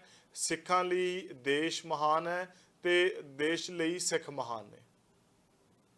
ਤੁਸੀਂ ਮੈਨੂੰ ਐਂ ਦੱਸੋ ਜੀ ਵੀ ਕਿਹੜੇ ਸਿੱਖ ਨੇ ਕਿਹਾ ਸਾਡੇ ਲਈ ਦੇਸ਼ ਮਹਾਨ ਨਹੀਂ ਹੈਗਾ? ਜਦ ਉਹਨੂੰ ਆਪਣੇ ਨੂੰ ਇੱਕ ਇੰਟਰਵਿਊ ਦੇ ਵਿੱਚ ਭਾਈ ਅੰਮ੍ਰਿਤਪਾਲ ਨੂੰ ਪੁੱਛਿਆ ਵੀ ਉਹ ਹਿੰਦੂ ਰਾਸ਼ਟਰ ਬਣਾਉਣ ਦੀ ਗੱਲ ਕਹਿੰਦੇ ਨੇ, ਉਹ ਕਹਿੰਦਾ ਮੈਂ ਤਾਂ ਵਿਰੋਧ ਨਹੀਂ ਕਰਦਾ, ਕਰੀ ਜਾਣ। ਪਰ ਜੇ ਉਹ ਹਿੰਦੂ ਰਾਸ਼ਟਰ ਬਣਾਉਣ ਦੀ ਗੱਲ ਕਰਨਗੇ ਤਾਂ ਕਿਤੇ ਨਾ ਕਿਤੇ ਰਿਐਕਸ਼ਨ ਜ਼ਰੂਰ ਹੋਏਗਾ ਕਿ ਮਤਲਬ ਫਿਰ ਖਾਲਿਸਤਾਨ ਵੀ ਬਣਾਓ। ਫਿਰ ਖਾਲਿਸਤਾਨ ਦੀ ਮੰਗ ਦੇ ਉੱਤੇ ਕਿਉਂ ਵਿਰੋਧ ਕਰਦੇ ਹੋ? ਨੰਬਰ 2 ਤੇ ਦੂਜੀ ਗੱਲ, ਜਿਹੜਾ ਕਹਿੰਦੇ ਨੇ ਵੀ ਕੋਈ ਸਿੱਖਾਂ ਨੂੰ ਖਤਰਾ ਨਹੀਂ, ਇੱਕ ਮੁੰਡਾ ਗੁਰਮਿੰਦਰ ਸਿੰਘ ਆ, ਕੁੱਕੜ ਆਪਣਾ ਪਿੰਡ ਦਾ, ਜਲੰਧਰ ਦੇ ਕੋਲ ਕੁੱਕੜ ਪਿੰਡ ਹੈ, ਜਿਹਨੂੰ ਫੜ ਕੇ ਮਤਲਬ ਆਪਣਾ ਉਹ ਆਸਾਮ ਦੀ ਜੇਲ੍ਹ ਵਿੱਚ ਭੇਜ ਦਿੱਤਾ ਗਿਆ ਤੇ ਉਹ ਰਹਿਣ ਵਾਲਾ ਇੰਗਲੈਂਡ ਦਾ, ਉਹ ਇੱਥੇ ਆਇਆ, ਆ ਕੇ ਚਲਿਆ ਗਿਆ, ਵਾਪਸ ਮੁੜ ਕੇ ਦੂਜੀ ਵਾਰੀ ਫੇਰ ਆਇਆ। ਜਦੋਂ ਆਇਆ ਵਾਪਸ ਮੁੜ ਕੇ ਜਾਣ ਲੱਗਿਆ, ਉਹਨੂੰ ਜਾਣ ਨਹੀਂ ਦਿੱਤਾ ਤੇ ਉਹ ਘਰੇ ਜਿਸ ਦਿਨ ਉਹਨੂੰ ਗ੍ਰਿਫਤਾਰੀ ਹੋਈ ਆ 18 ਤਰੀਕ ਨੂੰ, ਉਹ ਵਕੀਲ ਕੋਲ ਬੈਠਾ ਸੀ ਤੇ ਵਕੀਲ ਕੋਲੋਂ ਫੜ ਕੇ ਤੇ ਲਾ ਕੇ NSA ਮਤਲਬ ਜਿਹੜੀ ਉਹ ਜੇਲ੍ਹ ਹੈ ਉਹਦੇ 'ਚ ਭੇਜ ਦਿੱਤਾ ਗਿਆ। ਤੇ ਤੁਸੀਂ ਮੈਨੂੰ ਦੱਸੋ ਵੀ ਹੋਰ ਕਿਵੇਂ ਜ਼ਬਰ ਹੁੰਦਾ ਜੀ? ਮੈਨੂੰ ਹਰਜੀਤ ਸਿੰਘ ਗਰੇਵਾਲ ਦੱਸੇ ਹੋਰ ਜ਼ਬਰ ਕਿਵੇਂ ਹੋਏਗਾ? ਉਹ ਤਾਂ ਵਕੀਲ ਦੇ ਕੋਲ ਬੈਠਾ ਆਪਣੀ ਪਰਿਵਾਰਕ ਗੱਲ ਕਰਦਾ ਸੀ, ਉੱਥੋਂ ਚੱਕ ਕੇ ਲੈ ਗਈ ਪੁਲਿਸ ਜੀ। ਮੈਂ ਕੱਲ ਉਹਦੇ ਘਰ ਜਾ ਕੇ ਆਇਆ, ਗਰੀਬ ਪਰਿਵਾਰ ਆ, ਉਹ ਵਿਚਾਰਾ ਡਰਿਆ ਹੋਇਆ ਬੁਰੀ ਤਰ੍ਹਾਂ। ਉਹਦਾ ਭਾਈ ਰੋਣ ਲੱਗ ਗਿਆ ਮੇਰੇ ਕੋਲ ਉੱਥੇ। ਚਲੋ ਜਿਹੜਾ ਪ੍ਰਧਾਨ ਮੰਤਰੀ ਹੈ ਜੀ ਸਮਝਦੇ ਹੋ ਜੀ, ਉਹ ਬੰਦਾ ਕੀ ਦੇਸ਼ ਨੂੰ ਤੋੜ ਦੇਗਾ ਜੀ? ਮੈਨੂੰ ਸਮਝਾਓ, ਬੰਦੇ ਸੀ NSA ਲਾ, ਉਹ ਤੋੜ ਸਕਦਾ ਦੇਸ਼ ਨੂੰ? ਨੈਸ਼ਨਲ ਸਿਕਿਉਰਿਟੀ ਐਕਟ ਉਦੋਂ ਲੱਗਦਾ ਹੈ ਜਦੋਂ ਤੁਹਾਡੀ ਗਤੀਵਿਧੀਆਂ ਦੇਸ਼ ਨੂੰ ਤੋੜਨ ਵਾਲੀਆਂ ਹੋਣ। ਤੇ ਫਿਰ ਜੇ NSA ਸਿੱਖਾਂ ਤੇ ਲੱਗਦਾ ਹੈ, ਫਿਰ ਦੇਸ਼ ਨੂੰ ਤੋੜਨ ਦੀ ਗੱਲ ਤਾਂ ਰੋਜ਼ ਹਿੰਦੁਸਤਾਨ ਦਾ ਹਿੰਦੂ ਕਹਿੰਦਾ, ਰੋਜ਼ ਹਿੰਦੁਸਤਾਨ ਦੇ ਸਾਧ ਕਹੀ ਜਾਂਦੇ ਨੇ। ਤੁਸੀਂ ਦੇਖੋ ਕਿੰਨੇ ਸਾਧ ਨੇ ਜਿਹੜੇ ਰੋਜ਼ ਰੌਲਾ ਪਾਉਂਦੇ ਨੇ, RSS ਪਾਈ ਜਾਂਦੀ ਹੈ, ਤੇ ਫਿਰ ਉਹਨਾਂ ਦੇ NSA ਕਿਉਂ ਨਹੀਂ ਲੱਗਦੀ ਜੀ? ਸਿੱਖਾਂ ਦੇ ਕਿਉਂ ਲੱਗਦੀ? ਜੀ ਬਹੁਤ ਬਹੁਤ ਧੰਨਵਾਦ ਪੰਜੋਲੀ ਸਾਹਿਬ ਵਿਚਾਰ ਰੱਖਣ ਦੇ ਲਈ। ਸੁਣਿਆ ਤੁਸੀਂ, ਕਰਨੈਲ ਸਿੰਘ ਪੰਜੋਲੀ ਵਿਚਾਰ ਰੱਖ ਰਹੇ ਸੀ। ਜੋ ਅੰਮ੍ਰਿਤਪਾਲ ਦਾ ਬਿਆਨ ਸਾਹਮਣੇ ਆਇਆ ਕਿ ਸਰਬੱਤ ਖਾਲਸਾ ਸੱਦਿਆ ਜਾਵੇ, ਪਰ ਇਸ ਦੇ ਮਾਇਨੇ ਕੀ ਨੇ? ਪਰ ਹੁਣ ਅਸੀਂ ਇਹੀ ਸਵਾਲ ਕਰ ਰਹੇ ਹਾਂ ਕਿ ਕਦੋਂ ਸਰਬੱਤ ਖਾਲਸਾ ਸੱਦਿਆ ਜਾਂਦਾ, ਕਿਹੜੀਆਂ ਔਖੀਆਂ ਘੜੀਆਂ ਦੇ ਵਿੱਚ ਸੱਦਿਆ ਜਾਂਦਾ, ਕਦੋਂ ਸੱਦਿਆ ਗਿਆ ਤੇ ਕਿਉਂ ਸੱਦਣ ਦੀ ਲੋੜ ਪੈਂਦੀ ਹੈ। ਅਸੀਂ ਇੱਕ ਵਾਰ ਫਿਰ ਤੁਹਾਨੂੰ ਅੰਮ੍ਰਿਤਪਾਲ ਦੇ ਉਹ ਬਿਆਨ ਸੁਣਾਉਣੇ ਆ ਜਿਹੜੇ ਉਹਨਾਂ ਦੇ ਅੱਜ ਸਾਹਮਣੇ ਆਏ ਨੇ ਇੱਕ ਵੀਡੀਓ ਦੇ ਰਾਹੀਂ। ਮੇਲੇ ਦੇ ਉੱਤੇ ਸਰਬੱਤ ਖਾਲਸਾ ਸੱਦਿਆ ਜਾਵੇ। ਮੈਂ ਸਿੱਖ ਸੰਗਤਾਂ ਨੂੰ ਅਪੀਲ ਕਰਦਾ ਹਾਂ, ਦੇਸ਼ਾਂ ਵਿਦੇਸ਼ਾਂ ਦੇ ਵਿੱਚੋਂ ਜਿੱਥੇ ਵੀ ਸਿੰਘ ਸੰਗਤਾਂ ਬੈਠੀਆਂ ਨੇ, ਉਹ ਵੱਧ ਚੜ ਕੇ ਸਰਬੱਤ ਖਾਲਸਾ ਜਿਹੜਾ ਵਿਸਾਖੀ ਤੇ ਹੋਵੇ ਉਹਦੇ 'ਚ ਹਿੱਸਾ ਪਾਉਣ ਤੇ ਉੱਥੇ ਸਾਡੇ ਕੌਮ ਦੇ ਮਸਲਿਆਂ ਦੀ ਗੱਲਬਾਤ ਹੋਵੇ। ਕਿਉਂਕਿ ਬਹੁਤ ਲੰਮੇ ਸਮੇਂ ਤੋਂ ਸਾਡੀ ਜਿਹੜੀ ਕੌਮ ਹੈ ਉਹ ਵੱਖ-ਵੱਖ ਮਸਲਿਆਂ ਤੇ ਛੋਟੇ-ਮੋਟੇ ਮੋਰਚੇ ਲਾ ਕੇ ਉਲਝ ਰਹੀ ਹੈ। ਮੇਰੀ ਜਥੇਦਾਰ ਸਾਹਿਬ ਨੂੰ ਬੇਨਤੀ ਹੈ ਵੀ ਲੋਕ ਬਹੁਤ ਜਾਗਰੂਕ ਨੇ, ਲੋਕਾਂ ਦੇ ਮਨ 'ਚ ਜਿਹੜਾ ਹਕੂਮਤ ਨੇ ਭੈ ਖੜਾ ਕੀਤਾ ਹੈ, ਇਹਨੂੰ ਤੋੜਨ ਵਾਸਤੇ ਜ਼ਰੂਰੀ ਹੈ ਕਿ ਜਥੇਦਾਰ ਸਾਹਿਬ ਅੱਗੇ ਆ ਕੇ ਆਪ ਇਸ ਸਾਰੇ ਕਾਸੇ ਦੀ ਅਗਵਾਈ ਕਰਨ, ਹੋਰਨਾਂ ਸਮੂਹ ਸਿੱਖ ਜਥੇਬੰਦੀਆਂ, ਚਾਹੇ ਉਹ ਦਲ ਪੰਥ ਹੋਣ, ਸੰਪਰਦਾਵਾਂ ਹੋਣ, ਟਕਸਾਲਾਂ ਹੋਣ, ਜਿਹੜੀਆਂ ਵੀ ਸਿੱਖ ਜਥੇਬੰਦੀਆਂ ਹੈਗੀਆਂ ਨੇ, ਉਹਨਾਂ ਨੂੰ ਮੇਰੀ ਅਪੀਲ ਹੈ ਵੀ ਉਹ ਵੀ ਇਸ ਸਰਬੱਤ ਖਾਲਸੇ 'ਚ ਵੱਧ ਚੜ ਕੇ ਹਿੱਸਾ ਪਾਉਣ। ਮੈਂ ਚੜ੍ਹਦੀ ਕਲਾਂ 'ਚ ਹਾਂ, ਕੋਈ ਮੇਰਾ ਵਾਲ ਵਿੰਗਾ ਨਹੀਂ ਕਰ ਸਕਿਆ। ਸਤਿਗੁਰ ਸੱਚੇ ਪਾਤਸ਼ਾਹ ਨੇ ਬਿਖੜੇ ਪੈਂਡਿਆਂ ਤੇ ਤੋਰਿਆ, ਪ੍ਰੀਖਿਆ ਲਈ ਹੈ, ਪਰ ਉਸ ਮਾਲਕ ਨੇ, ਚੋਜੀ ਪ੍ਰੀਤਮ ਨੇ ਬਹੁਤ ਸਾਥ ਦਿੱਤਾ ਹੈ। ਐਸਾ ਉਹਨੇ ਮਿਹਰ ਕਿਰਪਾ ਕੀਤੀ ਹੈ ਵੀ ਜਿਹੜੀ ਬਿਆਨ ਤੋਂ ਬਾਹਰ ਹੈ। ਏਡੇ ਵੱਡੇ ਘੇਰੇ ਤੋਂ ਨਿਕਲ ਜਾਣਾ, ਇਹ ਬੜੀ ਵੱਡੀ ਦਿਆਨਤਦਾਰੀ ਸੀ ਸਤਿਗੁਰ ਸੱਚੇ ਪਾਤਸ਼ਾਹ ਦੀ। ਵੇਲੇ ਦੇ ਉੱਤੇ ਸਰਬੱਤ ਖਾਲਸਾ ਸੱਦਿਆ ਜਾਵੇ। ਮੈਂ ਸਿੱਖ ਸੰਗਤਾਂ ਨੂੰ ਅਪੀਲ ਕਰਦਾ, ਦੇਸ਼ਾਂ ਵਿਦੇਸ਼ਾਂ ਦੇ ਵਿੱਚੋਂ ਜਿੱਥੇ ਜਿੱਥੇ ਵੀ ਸਿੰਘ ਸੰਗਤਾਂ ਬੈਠੀਆਂ ਨੇ, ਉਹ ਵੱਧ ਚੜ ਕੇ ਸਰਬੱਤ ਖਾਲਸਾ ਜਿਹੜਾ ਵਿਸਾਖੀ ਤੇ ਹੋਵੇ, ਉਹਦੇ 'ਚ ਹਿੱਸਾ ਪਾਉਣ ਤੇ ਉੱਥੇ ਸਾਡੇ ਕੌਮ ਦੇ ਮਸਲਿਆਂ ਦੀ ਗੱਲਬਾਤ ਹੋਵੇ। ਕਿਉਂਕਿ ਬਹੁਤ ਲੰਮੇ ਸਮੇਂ ਤੋਂ ਸਾਡੀ ਜਿਹੜੀ ਕੌਮ ਹੈ, ਉਹ ਵੱਖ-ਵੱਖ ਮਸਲਿਆਂ ਤੇ ਛੋਟੇ-ਮੋਟੇ ਮੋਰਚੇ ਲਾ ਕੇ ਉਲਝ ਰਹੀ ਹੈ। ਮੇਰੀ ਜਥੇਦਾਰ ਸਾਹਿਬ ਨੂੰ ਬੇਨਤੀ ਹੈ ਵੀ ਲੋਕ ਬਹੁਤ ਜਾਗਰੂਕ ਨੇ। ਲੋਕਾਂ ਦੇ ਮਨ 'ਚ ਜਿਹੜਾ ਹਕੂਮਤ ਨੇ ਭੈ ਖੜਾ ਕੀਤਾ ਹੈ, ਇਹਨੂੰ ਤੋੜਨ ਵਾਸਤੇ ਜ਼ਰੂਰੀ ਹੈ ਕਿ ਜਥੇਦਾਰ ਸਾਹਿਬ ਅੱਗੇ ਆ ਕੇ ਆਪ ਇਸ ਸਾਰੇ ਕਾਸੇ ਦੀ ਅਗਵਾਈ ਕਰਨ। ਹੋਰਨਾਂ ਸਮੂਹ ਸਿੱਖ ਜਥੇਬੰਦੀਆਂ, ਚਾਹੇ ਉਹ ਦਲ ਪੰਥ ਹੋਣ, ਸੰਪਰਦਾਵਾਂ ਹੋਣ, ਟਕਸਾਲਾਂ ਹੋਣ, ਜਿਹੜੀਆਂ ਵੀ ਸਿੱਖ ਜਥੇਬੰਦੀਆਂ ਹੈਗੀਆਂ ਨੇ, ਉਹਨਾਂ ਨੂੰ ਮੇਰੀ ਅਪੀਲ ਹੈ ਵੀ ਉਹ ਵੀ ਇਸ ਸਰਬੱਤ ਖਾਲਸੇ 'ਚ ਵੱਧ ਚੜ ਕੇ ਹਿੱਸਾ ਪਾਉਣ। ਮੈਂ ਚੜ੍ਹਦੀ ਕਲਾਂ 'ਚ ਹਾਂ, ਕੋਈ ਮੇਰਾ ਵਾਲ ਵਿੰਗਾ ਨਹੀਂ ਕਰ ਸਕਿਆ। ਸਤਿਗੁਰ ਸੱਚੇ ਪਾਤਸ਼ਾਹ ਨੇ ਬਿਖੜੇ ਪੈਂਡਿਆਂ ਤੇ ਤੋਰਿਆ, ਪ੍ਰੀਖਿਆ ਲਈ ਹੈ, ਪਰ ਉਸ ਮਾਲਕ ਨੇ, ਚੋਜੀ ਪ੍ਰੀਤਮ ਨੇ ਬਹੁਤ ਸਾਥ ਦਿੱਤਾ ਹੈ।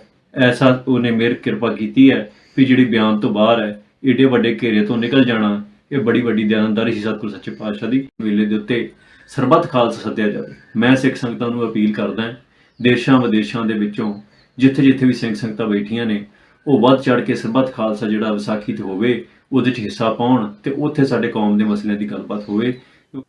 ਲਗਾਤਾਰ ਅਸੀਂ ਚਰਚਾ ਕਰ ਰਹੇ ਹਾਂ ਕਿ ਆਖਿਰਕਾਰ ਸਰਬੱਤ ਖਾਲਸਾ ਸੱਦਣ ਦੀ ਕਿਉਂ ਲੋੜ ਪੈ ਰਹੀ ਆ, ਕਿਹੜੇ-ਕਿਹੜੇ ਹਾਲਾਤਾਂ ਦੇ ਵਿੱਚ ਸੱਦਿਆ ਜਾਂਦਾ ਏ, ਕਿਉਂ ਸੱਦਿਆ ਜਾਂਦਾ ਏ, ਤੇ ਹੁਣ ਜਿਹੜੀ ਅੰਮ੍ਰਿਤਪਾਲ ਦੇ ਵੱਲੋਂ ਅਪੀਲ ਕੀਤੀ ਜਾ ਰਹੀ ਹੈ ਜਥੇਦਾਰ ਨੂੰ, ਤੇ ਉਸਦੇ ਕੀ ਮਾਇਨੇ ਨੇ। ਸਾਡੇ ਨਾਲ ਪੰਜਾਬੀ ਸਿੱਖ ਚਿੰਤਕ ਗੁਰਦਰਸ਼ਨ ਸਿੰਘ ਢਿੱਲੋਂ ਜੁੜ ਚੁੱਕੇ ਨੇ।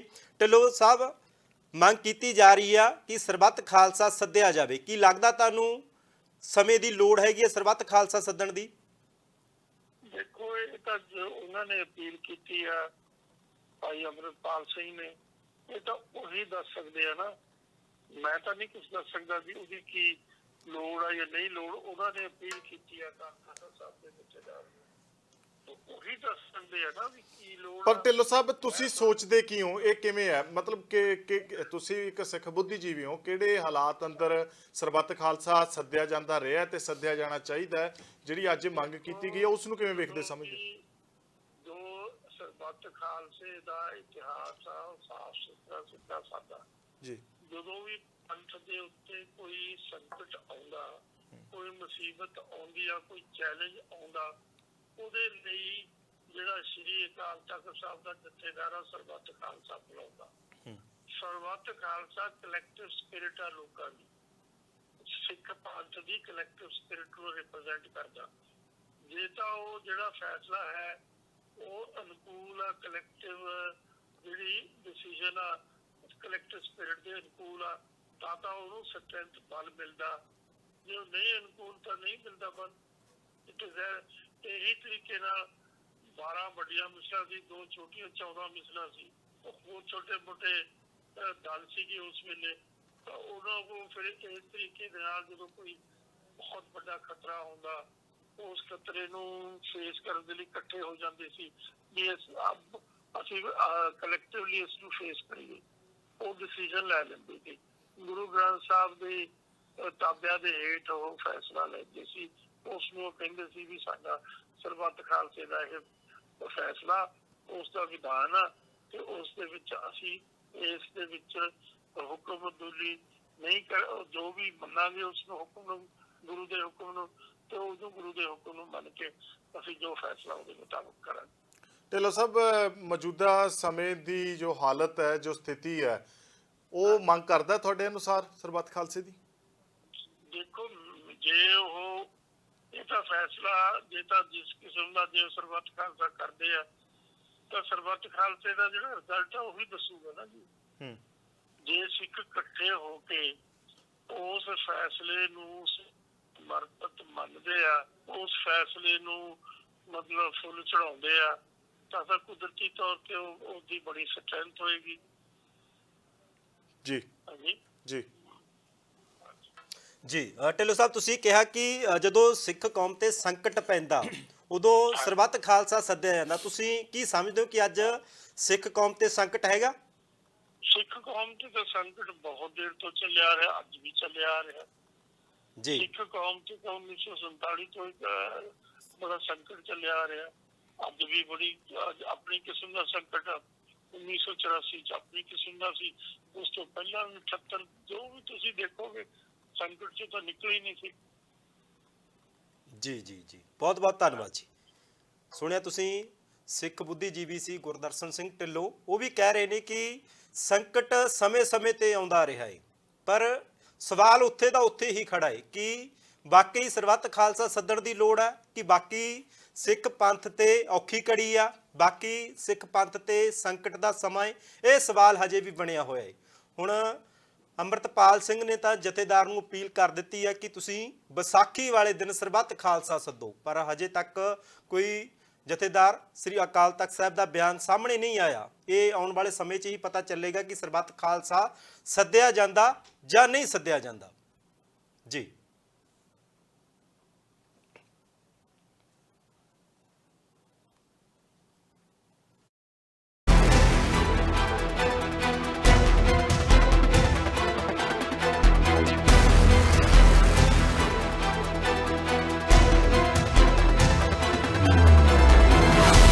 ਕਿ ਬਹੁਤ ਲੰਮੇ ਸਮੇਂ ਤੋਂ ਸਾਡੀ ਜਿਹੜੀ ਕੌਮ ਹੈ ਉਹ ਵੱਖ-ਵੱਖ ਮਸਲਿਆਂ ਤੇ ਛੋਟੇ-ਮੋਟੇ ਮੋਰਚੇ ਲਾ ਕੇ ਉਲਝ ਰਹੀ ਹੈ। ਮੇਰੀ ਜਥੇਦਾਰ ਸਾਹਿਬ ਨੂੰ ਬੇਨਤੀ ਹੈ ਵੀ ਲੋਕ ਬਹੁਤ ਜਾਗਰੂਕ ਨੇ, ਲੋਕਾਂ ਦੇ ਮਨ 'ਚ ਜਿਹੜਾ ਹਕੂਮਤ ਨੇ ਭੈ ਖੜਾ ਕੀਤਾ ਹੈ ਇਹਨੂੰ ਤੋੜਨ ਵਾਸਤੇ ਜ਼ਰੂਰੀ ਹੈ ਕਿ ਜਥੇਦਾਰ ਸਾਹਿਬ ਅੱਗੇ ਆ ਕੇ ਆਪ ਇਸ ਸਾਰੇ ਕਾਸੇ ਦੀ ਅਗਵਾਈ ਕਰਨ।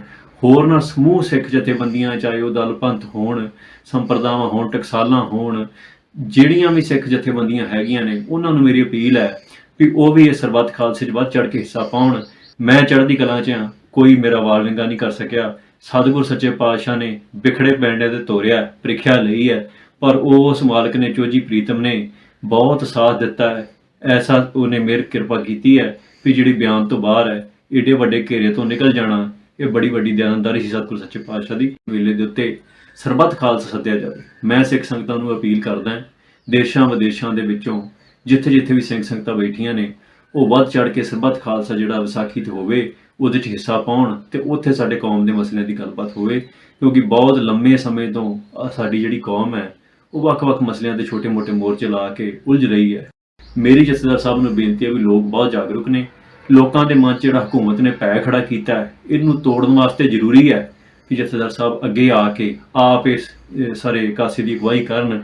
ਹੋਰ ਨਾਲ ਸਮੂਹ ਸਿੱਖ ਜਥੇਬੰਦੀਆਂ, ਚਾਹੇ ਉਹ ਦਲ ਪੰਥ ਹੋਣ, ਸੰਪਰਦਾਵਾਂ ਹੋਣ, ਟਕਸਾਲਾਂ ਹੋਣ, ਜਿਹੜੀਆਂ ਵੀ ਸਿੱਖ ਜਥੇਬੰਦੀਆਂ ਹੈਗੀਆਂ